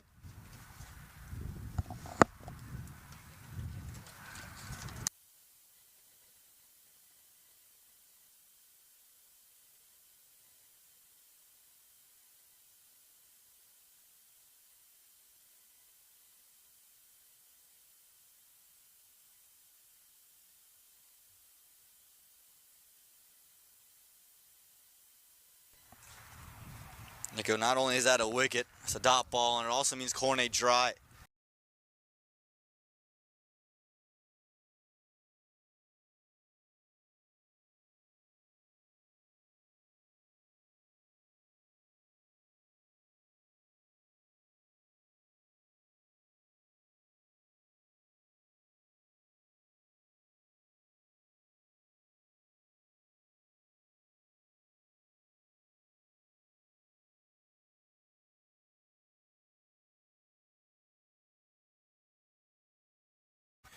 For Dry, he's one that likes to go after the bowling. He can play it 2 ways. Does he go after it, be aggressive, be fearless, or can he temper that for these next couple of overs and take the game into the last 2? Milind Kumar did it superbly earlier today. Took it to the last over. They needed 9 and got them in the end. Well, it's a scorcher, not just the day, but this match, this finish. Cornet Dry, great down the ground. And you don't want to get too full because he will take you. And that's why Kenar Lewis is still in the deep. It's a packed leg side field. Long gone. Deep mid-wicket, deep backward square, even a deep fine for the ramp shot that Dry's added to the arsenal. Not quite ready to go. Yeah, has options. 4 fielders on the leg side. So obvious choice here is pace off and into the pitch. Can go much shorter, just deep cover on the offside. And does go on the offside, interesting. Dry underway. Yeah, smart cricket. Didn't look to overhit it, just looking to push. Now this is where we get to see the mental makeup of Jamar Hamilton. What does he like to do?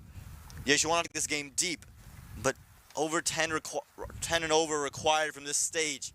Gonna need to find a boundary, at least 1 in the over, to give yourself a chance headed into the final stage. Yeah, no right-hander, and he's still opting to keep the same field. So 4 deep on the onside. What a shot. Absolutely golden from Jamar Hamilton. Just played it so late, and there was no fielder square on the boundary. We so often talk about the power of Hamilton. This time, it's the touch. Giving a bit of width, seeing point and third man inside the ring. Pierce that gap with ease to find 4. There's different ways to score. So used to the brute force of Jamar Hamilton. Expected it to come to Cal corner. This one a deep third.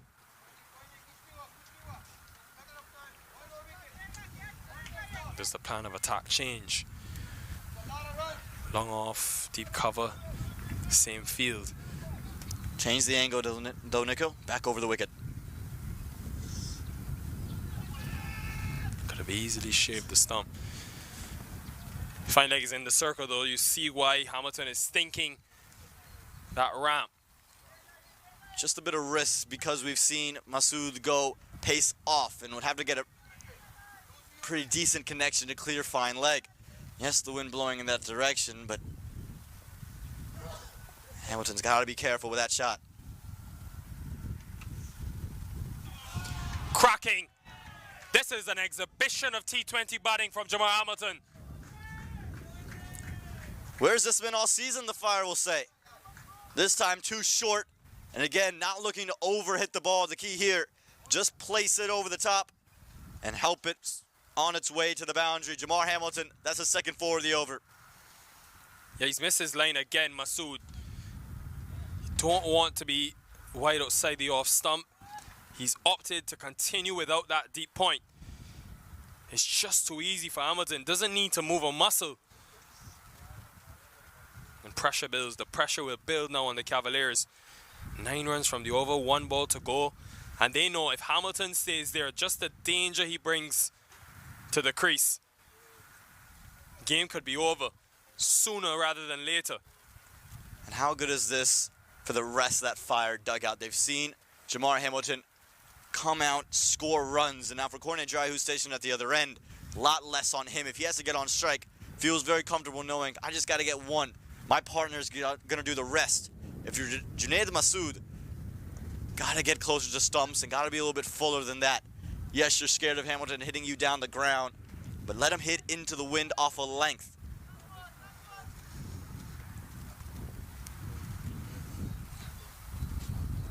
I'm just requesting a ball. Always tough to find balls that go down into that forest area. It's often overlooked when the change of ball can sometimes be a lot softer and tougher for the batters to hit. Could even be a bit bigger in the hands of the bowler, so it is a different dimension. Cornet Dry wants to have a look at it.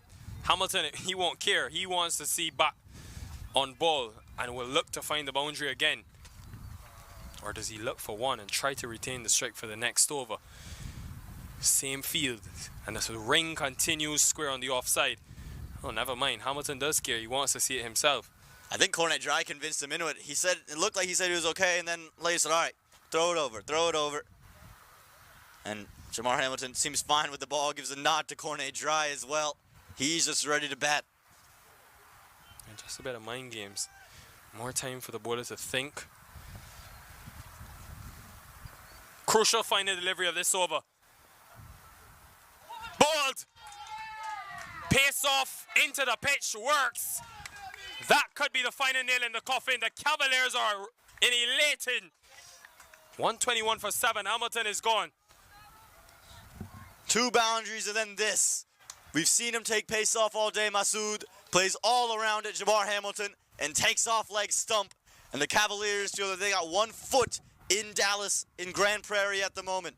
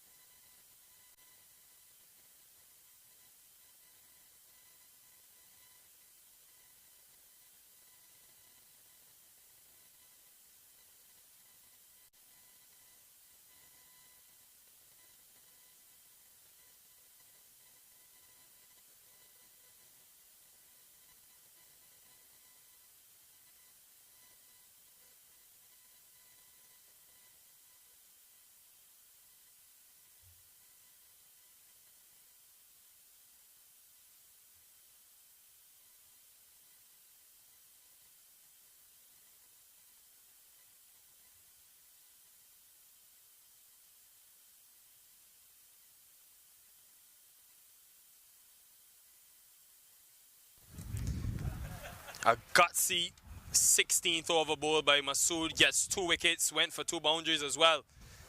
And how the pressure's on. Pressure on big time on this Fire team will be up to their former captain in Cornet Dry and Redwan Palash, who's come to the middle today. The 4 today for the Fire wasn't included in their last 3 matches. Big time for him and his team from Bangladesh originally, Palash. They still need 41 from 4. It's a hurdle to get over for this Fire team. And will be Ghazi. Ghazi bowled well, took that wicket of Nasser Hussain. For Cornet Dry, you figure all the onus is on him now. He's only played the 1 ball. Not easy to get going quickly, but of all the batters left, he's got the best opportunity, you feel, to score at a high rate. We know Emil Alfonso can come in and hit boundaries to finish the game. We've already seen him do that this season against the Baltimore Royals and the Atlanta Lightning. Yeah, change of ends for Ghazi as well. Bowled his 2 from the highway end in the power play. Or bowled the 5th and 7th over. Now from the forest end. Bit of indecision. Just 1 in the end. Marshall's been all over the floor today. Struggled with that injury. Seems his left foot has affected him, but he still put his body on the line. Made some crucial stops, especially early on.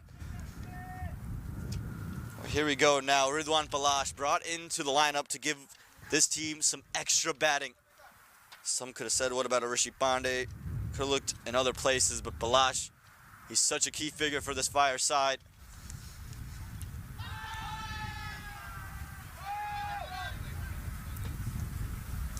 Just a leg by, just a leg by.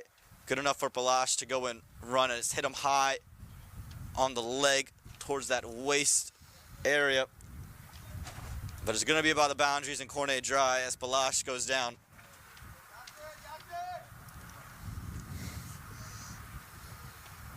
Yeah, 31 for 3 in that power play. Went at just 5 and over. Lost 3 wickets. Always behind the 8 ball when you lose 3 wickets in a power play. Just haven't got the contribution of runs they would have expected from Simmons and Stephen Taylor. You have that force at the top. Ideally wanting them to win at least 2 games apiece for you. Get a big 50. Taylor's done well with ball in hand, but it's been tough for him to come in straight away after the CPL and straight into the playoffs-like situation. It's been the Achilles heel all season long for the Atlanta Fire. Just their inability to get something going up top. They've looked in, again, plenty of different directions, and no one's put their hand up and taken that onus. You mentioned that, and also it just feels like the Fire, anytime they gain momentum, somehow just seem to relinquish it.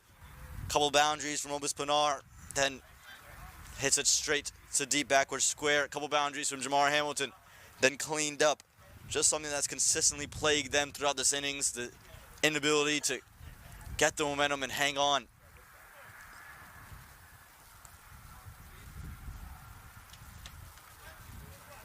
Should just be a single. It's good bowling, really good bowling this from Ghazi. Change of ends, doesn't matter, stuck to the plan well. He's got that protection in the offside and he's forced the batters, all 4 of these deliveries to hit there. Need a boundary, just Cornet Dry. Had a reputation with the bat as a big hitter. And not easy on this surface, not with the length that Ghazi's bowling. You mentioned it, so consistent. But to give yourself a chance, you need one. Wow, that's mammoth from Cornet Dry, out of nowhere, maximum. Game still on. It's the one time we've seen Ghazi miss his length. Just got too full, and Cornet Dry waited for that one and sends it over the rope. The boundary that they so desperately needed. Again, right in the hitting arc. And he would hit with the wind. Picks up 6 runs, and the Fire still have a chance in this one. 31 needed with 1 ball left.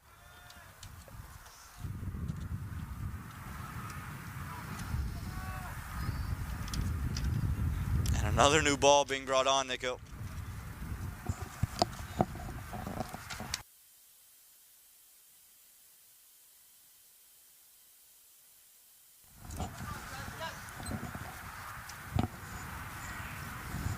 Yeah, the Fire hopes riding on the back of Cornet Dry.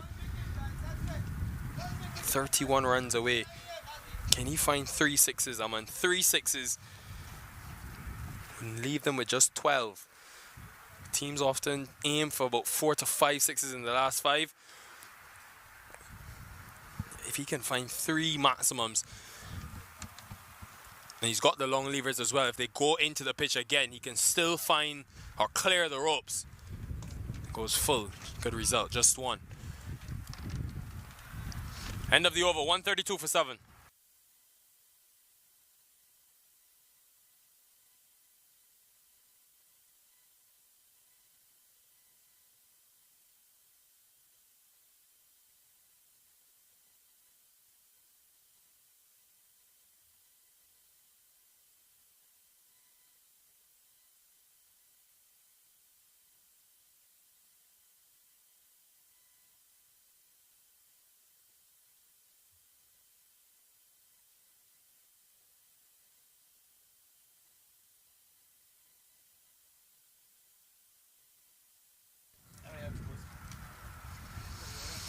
Three overs remaining in this contest. Masood, who got the double strike in the last over, will continue and bowl his 4th and final.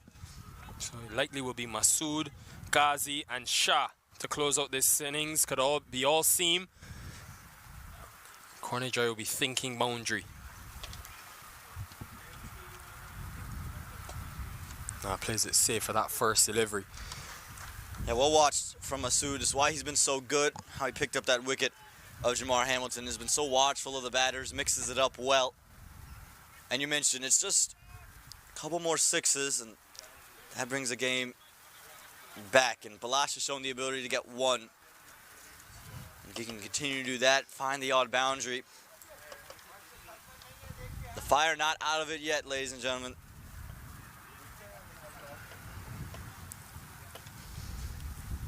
Once an extra man in the circle, Najaf Shah for Palash. Ups against it.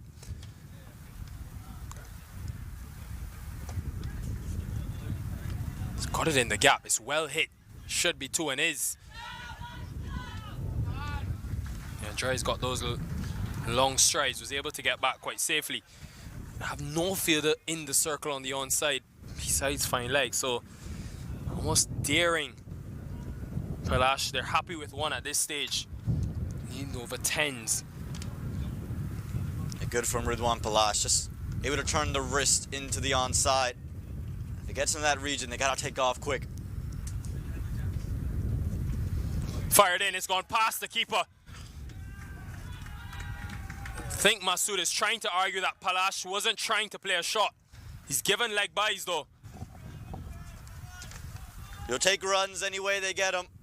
Looking to attack the legs of Palash, who came down the track. It just caught a bit of him on the way through.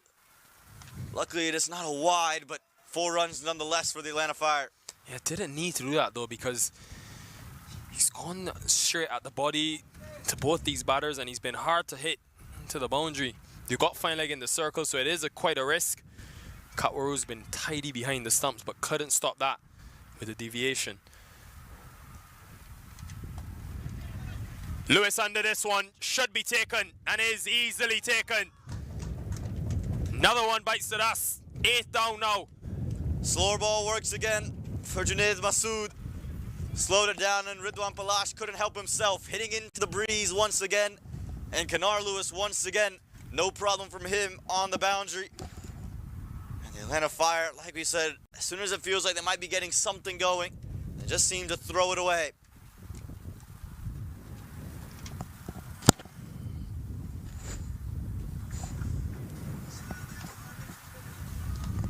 See Palash there, hits the helmet hits the bat with the helmet.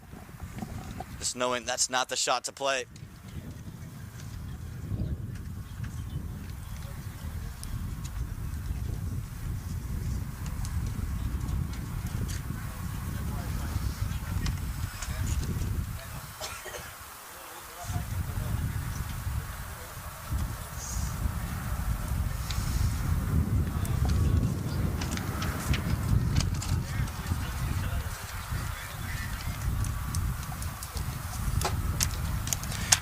Fourteen deliveries remain in this innings, and Amila Aponzo comes to the middle. Bowled well today, left arm spinner. not unfamiliar with bat in hand. He's played a few valuable innings over the years for this fireside. But you think a lot on the shoulders of Cornet Dry. And the one thing that Emilio Ponzo's got to do, he loves hitting to cow corner, not from this end of the ground. The wind is pushing it back. Don't try to take the slower one from outside the off stump. He's been much better with the bat in hand this year. Emilio, couple match-winning innings, needs one here. Oh, what a stop. Marshall again it is. Struggled with that injury, but he has made some electric stops at that cover and point region. That one seemed destined for the boundary off the bat. Without that hand, could have been 2 more runs. And Xavier Marshall, again, a valiant effort. Struggling with the ankle, with that left leg. Even with that in the circle, has been such a wall. Way too easy. Missed badly, full toss. Who said this game was over? Boundary to end the over. 145. They need 17 off the last 2. There's no need for this. Went for the Yorker, went for the glory ball. And Emilio Ponzo good enough to help it around the corner with fine leg inside the ring. And an easy way to close out the over.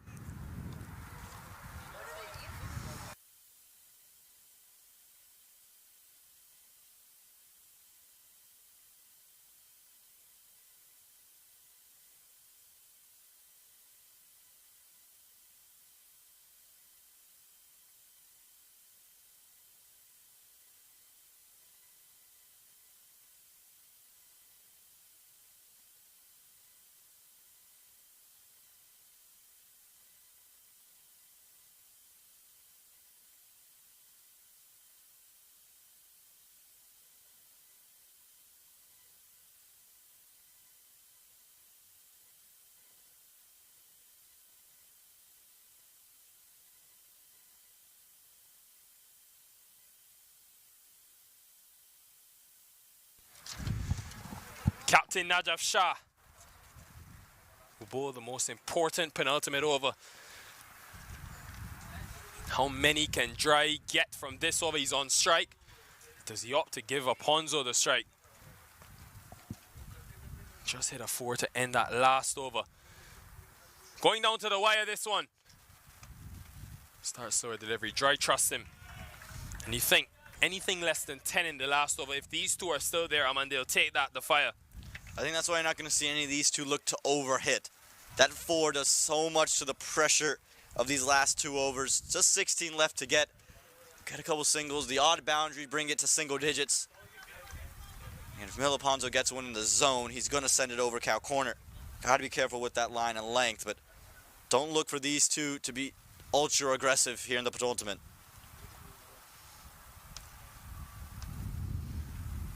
3 deep on the onside.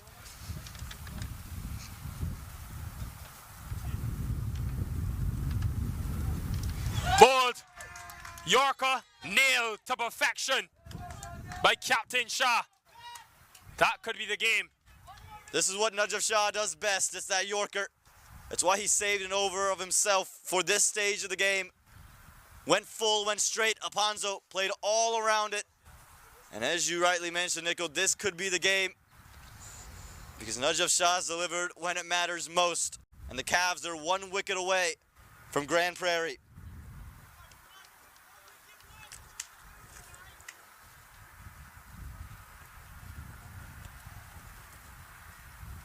A lot rides on this young man who's walking into the middle. Athinder Subramanian hasn't been asked to do really anything with the bat this season. He's going to be asked to find a way to get a single off of Najaf Shah. Yes, the risk you run when you take a single off the first ball if you're Cornet Dry. Trust Ponzo. If he gets out, then a new batter comes to the middle. The last man in the Subramanian, and he's got a full 4 deliveries at him. And Yasser Muhammad's pumped up. You can see him welcoming Subramanian to the middle.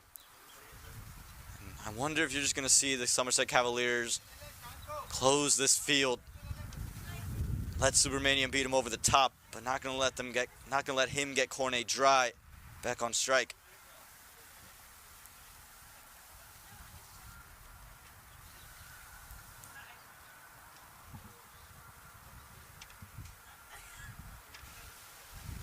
The wicket's back inside the ring.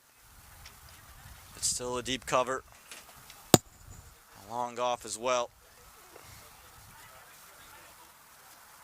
Oh, wow. Was almost that wicket. Went full straight and at the stumps. A narrow miss. You can just feel tension, pressure on. Cornet dry, I think, but just say to Supermanian, just push it away. Don't look for that big drive. Keep it off the stumps. Give me a chance, even if it's 16 from the last.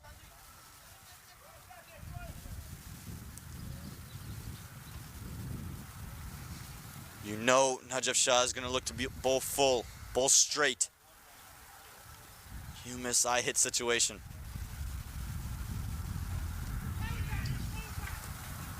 Yeah, critically gets Dry on strike. Now surely Dry will face all of these 9 deliveries. He's got 9 balls to find 16 runs. Come on, Aman. 2 6s and a 4. 3 6s. Or 1 delivery if you're a Cavs fan. We've seen both these guys in this type of situation. Najaf Shah has closed out innings for his side in years past. If you're Cornet Dry, you'd back on some of those innings at the Putnam Veers Cricket Complex back in Atlanta, where he was able to hit some late boundaries.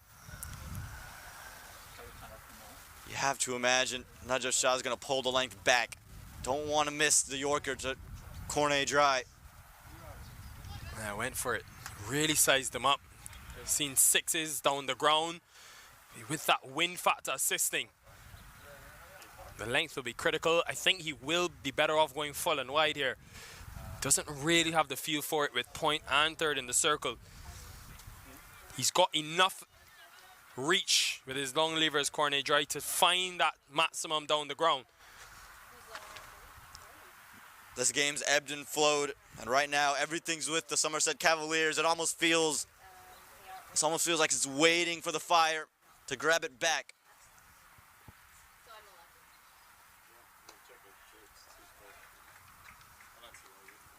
Just 1. Will retain the strike. It'll be 14 from the final over, 148 for 9.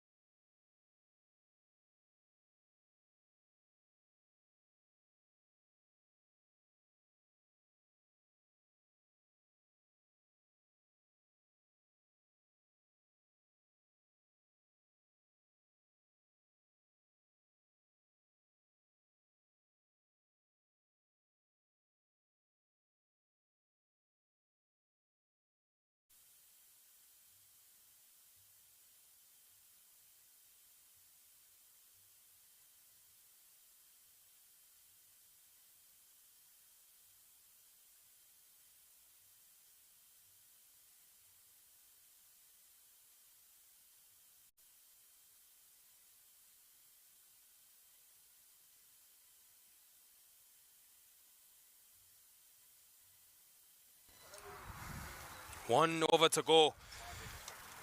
It will be Ghazi to bowl the final over. Last over went for 11. They need 14. And Dry will face all 6 of these deliveries. Who could have asked for better entertainment? 2 teams fighting for a spot in the grand finale. Whoever gets through the Grand Prix will have earned it. There's no doubt about that, Nikhil. And for Cornet Dry, cow corners into the wind. That's where he's looking to go. If you're going to get it through there, you're going to get it past Kenar Lewis, you have to crush it. I'm thinking down the ground, man. If he goes length down the ground. And that's what Dry is thinking too. But man is there. Mohammed puts it down. And they have to come back for the second. It's 12 from the last 5. Yasser Mohammed doesn't drop many. He took 2 phenomenal catches to get the Cavs to this very point. Cornet Dry knew it off the bat. Yasser Mohammed did all the hard yards and puts it down. Pressure. That's what pressure does. Fire not out of it yet. Yeah, if he wants to go short, he has to be really short. That's the in-between length. Drive may not miss again. A lot of acreage straight behind the bowler. Picks him up. Does it have enough? It doesn't. Man under it. This time takes it. The Cavaliers are into the final of the Minor League 2023 season. From nowhere, they have battled back. What a victory, what a team. And what a final we have on our hands on Sunday. The Fire come up short. It's Najaf Shah and his men who will be storming in to Dallas. Survived once, didn't survive again. And this is what the Cavs have done all year long. They fought so violently. In vain, Cornet Dry goes and bats. Exchanged a word with Yasser Mohammed, who said to me before this week, said after they beat Empire State late in the season, they felt that there was no doubt they were getting to the final. And what a way to get there. All roads lead to the Grand Prairie Stadium. It was a slow start in that power play, but Gajanan Singh's 75 became the difference maker. The Fire will look back on that bowling performance and think they really gave it away. But still, just 11 runs separating the two teams. A valiant effort. Look at the smiles, the jubilation on the faces of Kenner Lewis and his men. Lewis defeats his former side. And the Cavaliers win by some 11 runs. What scenes, Aman. What a day of cricket. What a day of cricket indeed. Blessed with 2 last ball finishes, or very nearly that. And again, the New Jersey Somerset Cavaliers, they are through to the final at Grand Prairie. We're going to get the Mustangs and the Cavaliers. Nikhil, welcome back to minor league. Thank you very much, Aman. In terms of that final on Sunday, the Mustangs will be the team to beat at home. But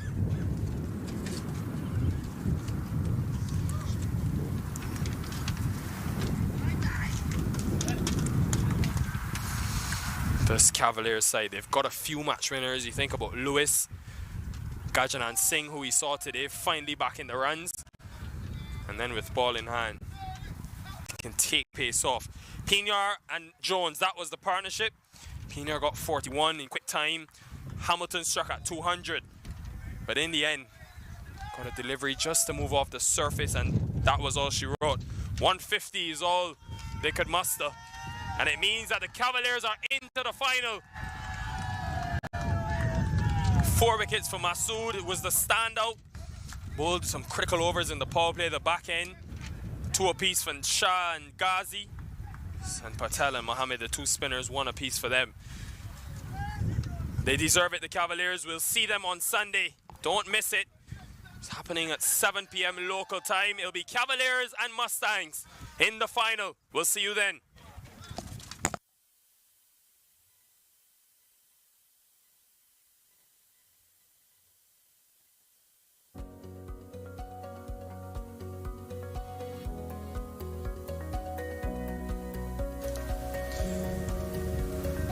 Tech that you do have with the Fire, trying to maximize with the fielders less. Takes him on this time. Simmons under it, and Simmons takes it. Young's highway end will be a 3rd. Straight mid wicket still in place. Back foot, that looks dead. Not out, says the umpire. Was the arm ball went on, straight on. We'll continue, just 2 deliveries to go. Hit on the back foot again, this time given. Try 150, 160 from here. Mid on up in the circle. Yeah, not wasted. Alert to Subramanian. It's going to look to be in the wicket. Put down. Nasser Hossain, that was the chance. It would.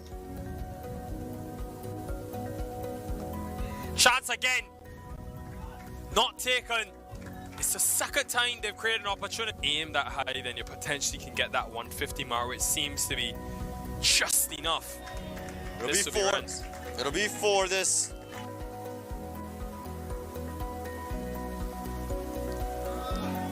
Lovely, lovely shot this from Gajanan Singh. There was down the ground, down.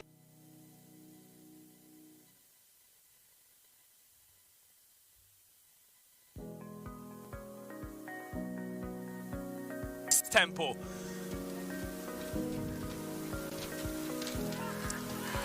Shout straight away, given straight away. Finley saying there's...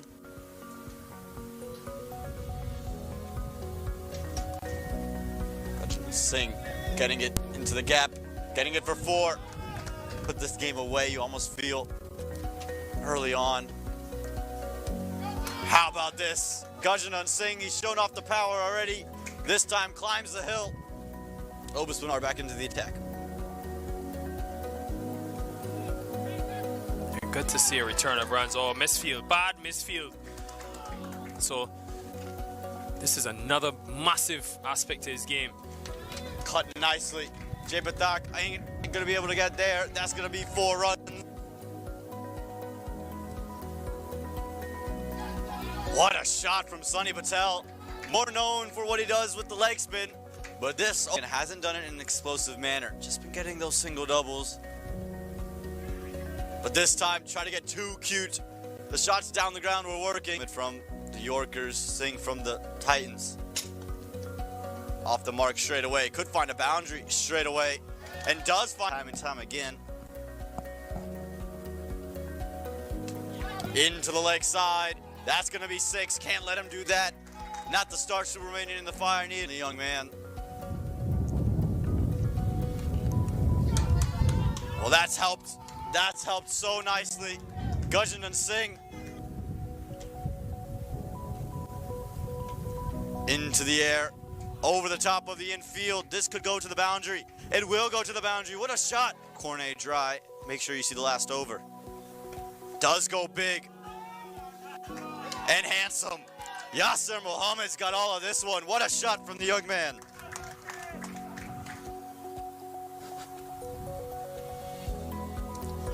Creative.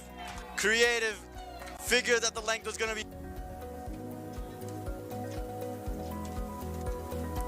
Into the leg side. It's going to be 6. 6 more. Region through cover. Long off. No one in place. Short. Pulled away. Never a real chance. It'll be 6 runs. It takes the camera on the way through. Here we go. Starting things off, Junaid. Lovely from Lendl Simmons. That's classic. A cover drive to get yourself going. Out the season. 2 pacers to start and a spinner to close. Does that want to beat the outside edge? It'll also beat the man with the gloves. It'll be 4 runs. Can't do that. Maybe 40 off the last 5. It should be gettable. This one's in the air. Cries of catch. It's going to fly over the infield. The luxuries of the power play. This one will... On the pads. Given. Lendl Simmons has got to go. Away from a place in Dallas. Bodum. Looking to go through the offs. Above 140 in this tournament. Gets through the infield. It'll race along to the boundary. Much needed to ease some of that pressure from the Fire captain.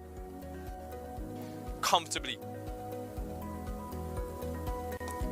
Over the top of extra cover. What a shot that is from Obispinar. Made some room and helps himself. Finds that boundary. For the Fire, they have the power to replicate that big finish as well. Reverse. Don't see this often from Obispinar, but he'll pick up 4 for it. Saw no third man. Took advantage. Again tries it. This time they say bat no. Umpire saying no. Umpire says no. Obispinar's not moving. And he's saying it's come off the arm with 2 run overs. Put down. It was in the air for a long time. Really should have been taken. Huge drop. Another chance. Again, just out of the reach. This one a lot tougher. Evenly poised. Chance, Lewis takes it easily. Jones has given it away to play in the final on Sunday at the Grand Prairie Stadium in Dallas. Hope to have your company. An experience you don't want to miss. Mohammed, short in the gap. Second time Pignar's gone big in the leg side. He's got runs, 6 of them.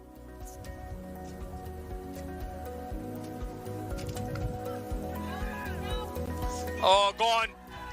Obaspino, can't believe it. Possibly the worst delivery wicket. Looking to finish this game. What a shot. Cracking shot from Jamal Hamilton. Gone all the way for 6 as well.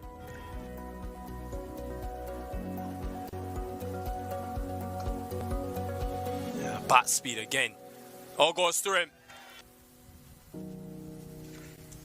Takes it on. Went short. That is a big Room on the leg side. couple fielders. Takes it easily. Another wicket falling in the same field, so 4 deep on the onside. What a shot. Absolutely golden from Jamar Hamilton. Shot. Crucial final delivery of this over. Bowled. Pace off into the pitch. Works. That. Give yourself a chance. You need one. Wow. That's Mammoth from Cornet Dry. Out of nowhere. Maximum. In that region, they gotta take off quick. Fired in. It's gone past the keeper. With a deviation. Lewis under this one should be taken and is easily taken.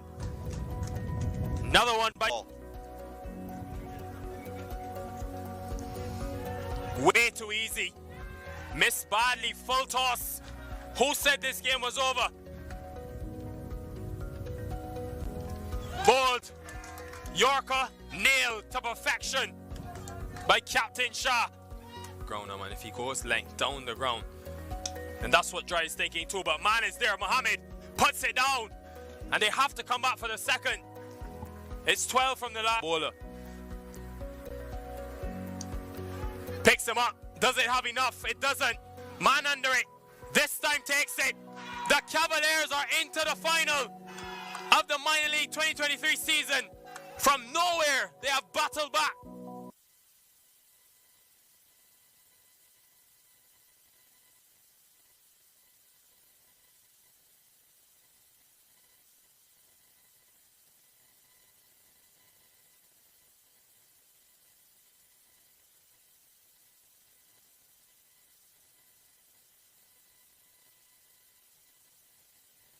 You're watching the Sunoco Minor League Cricket Championship, brought to you by our 2023 partners.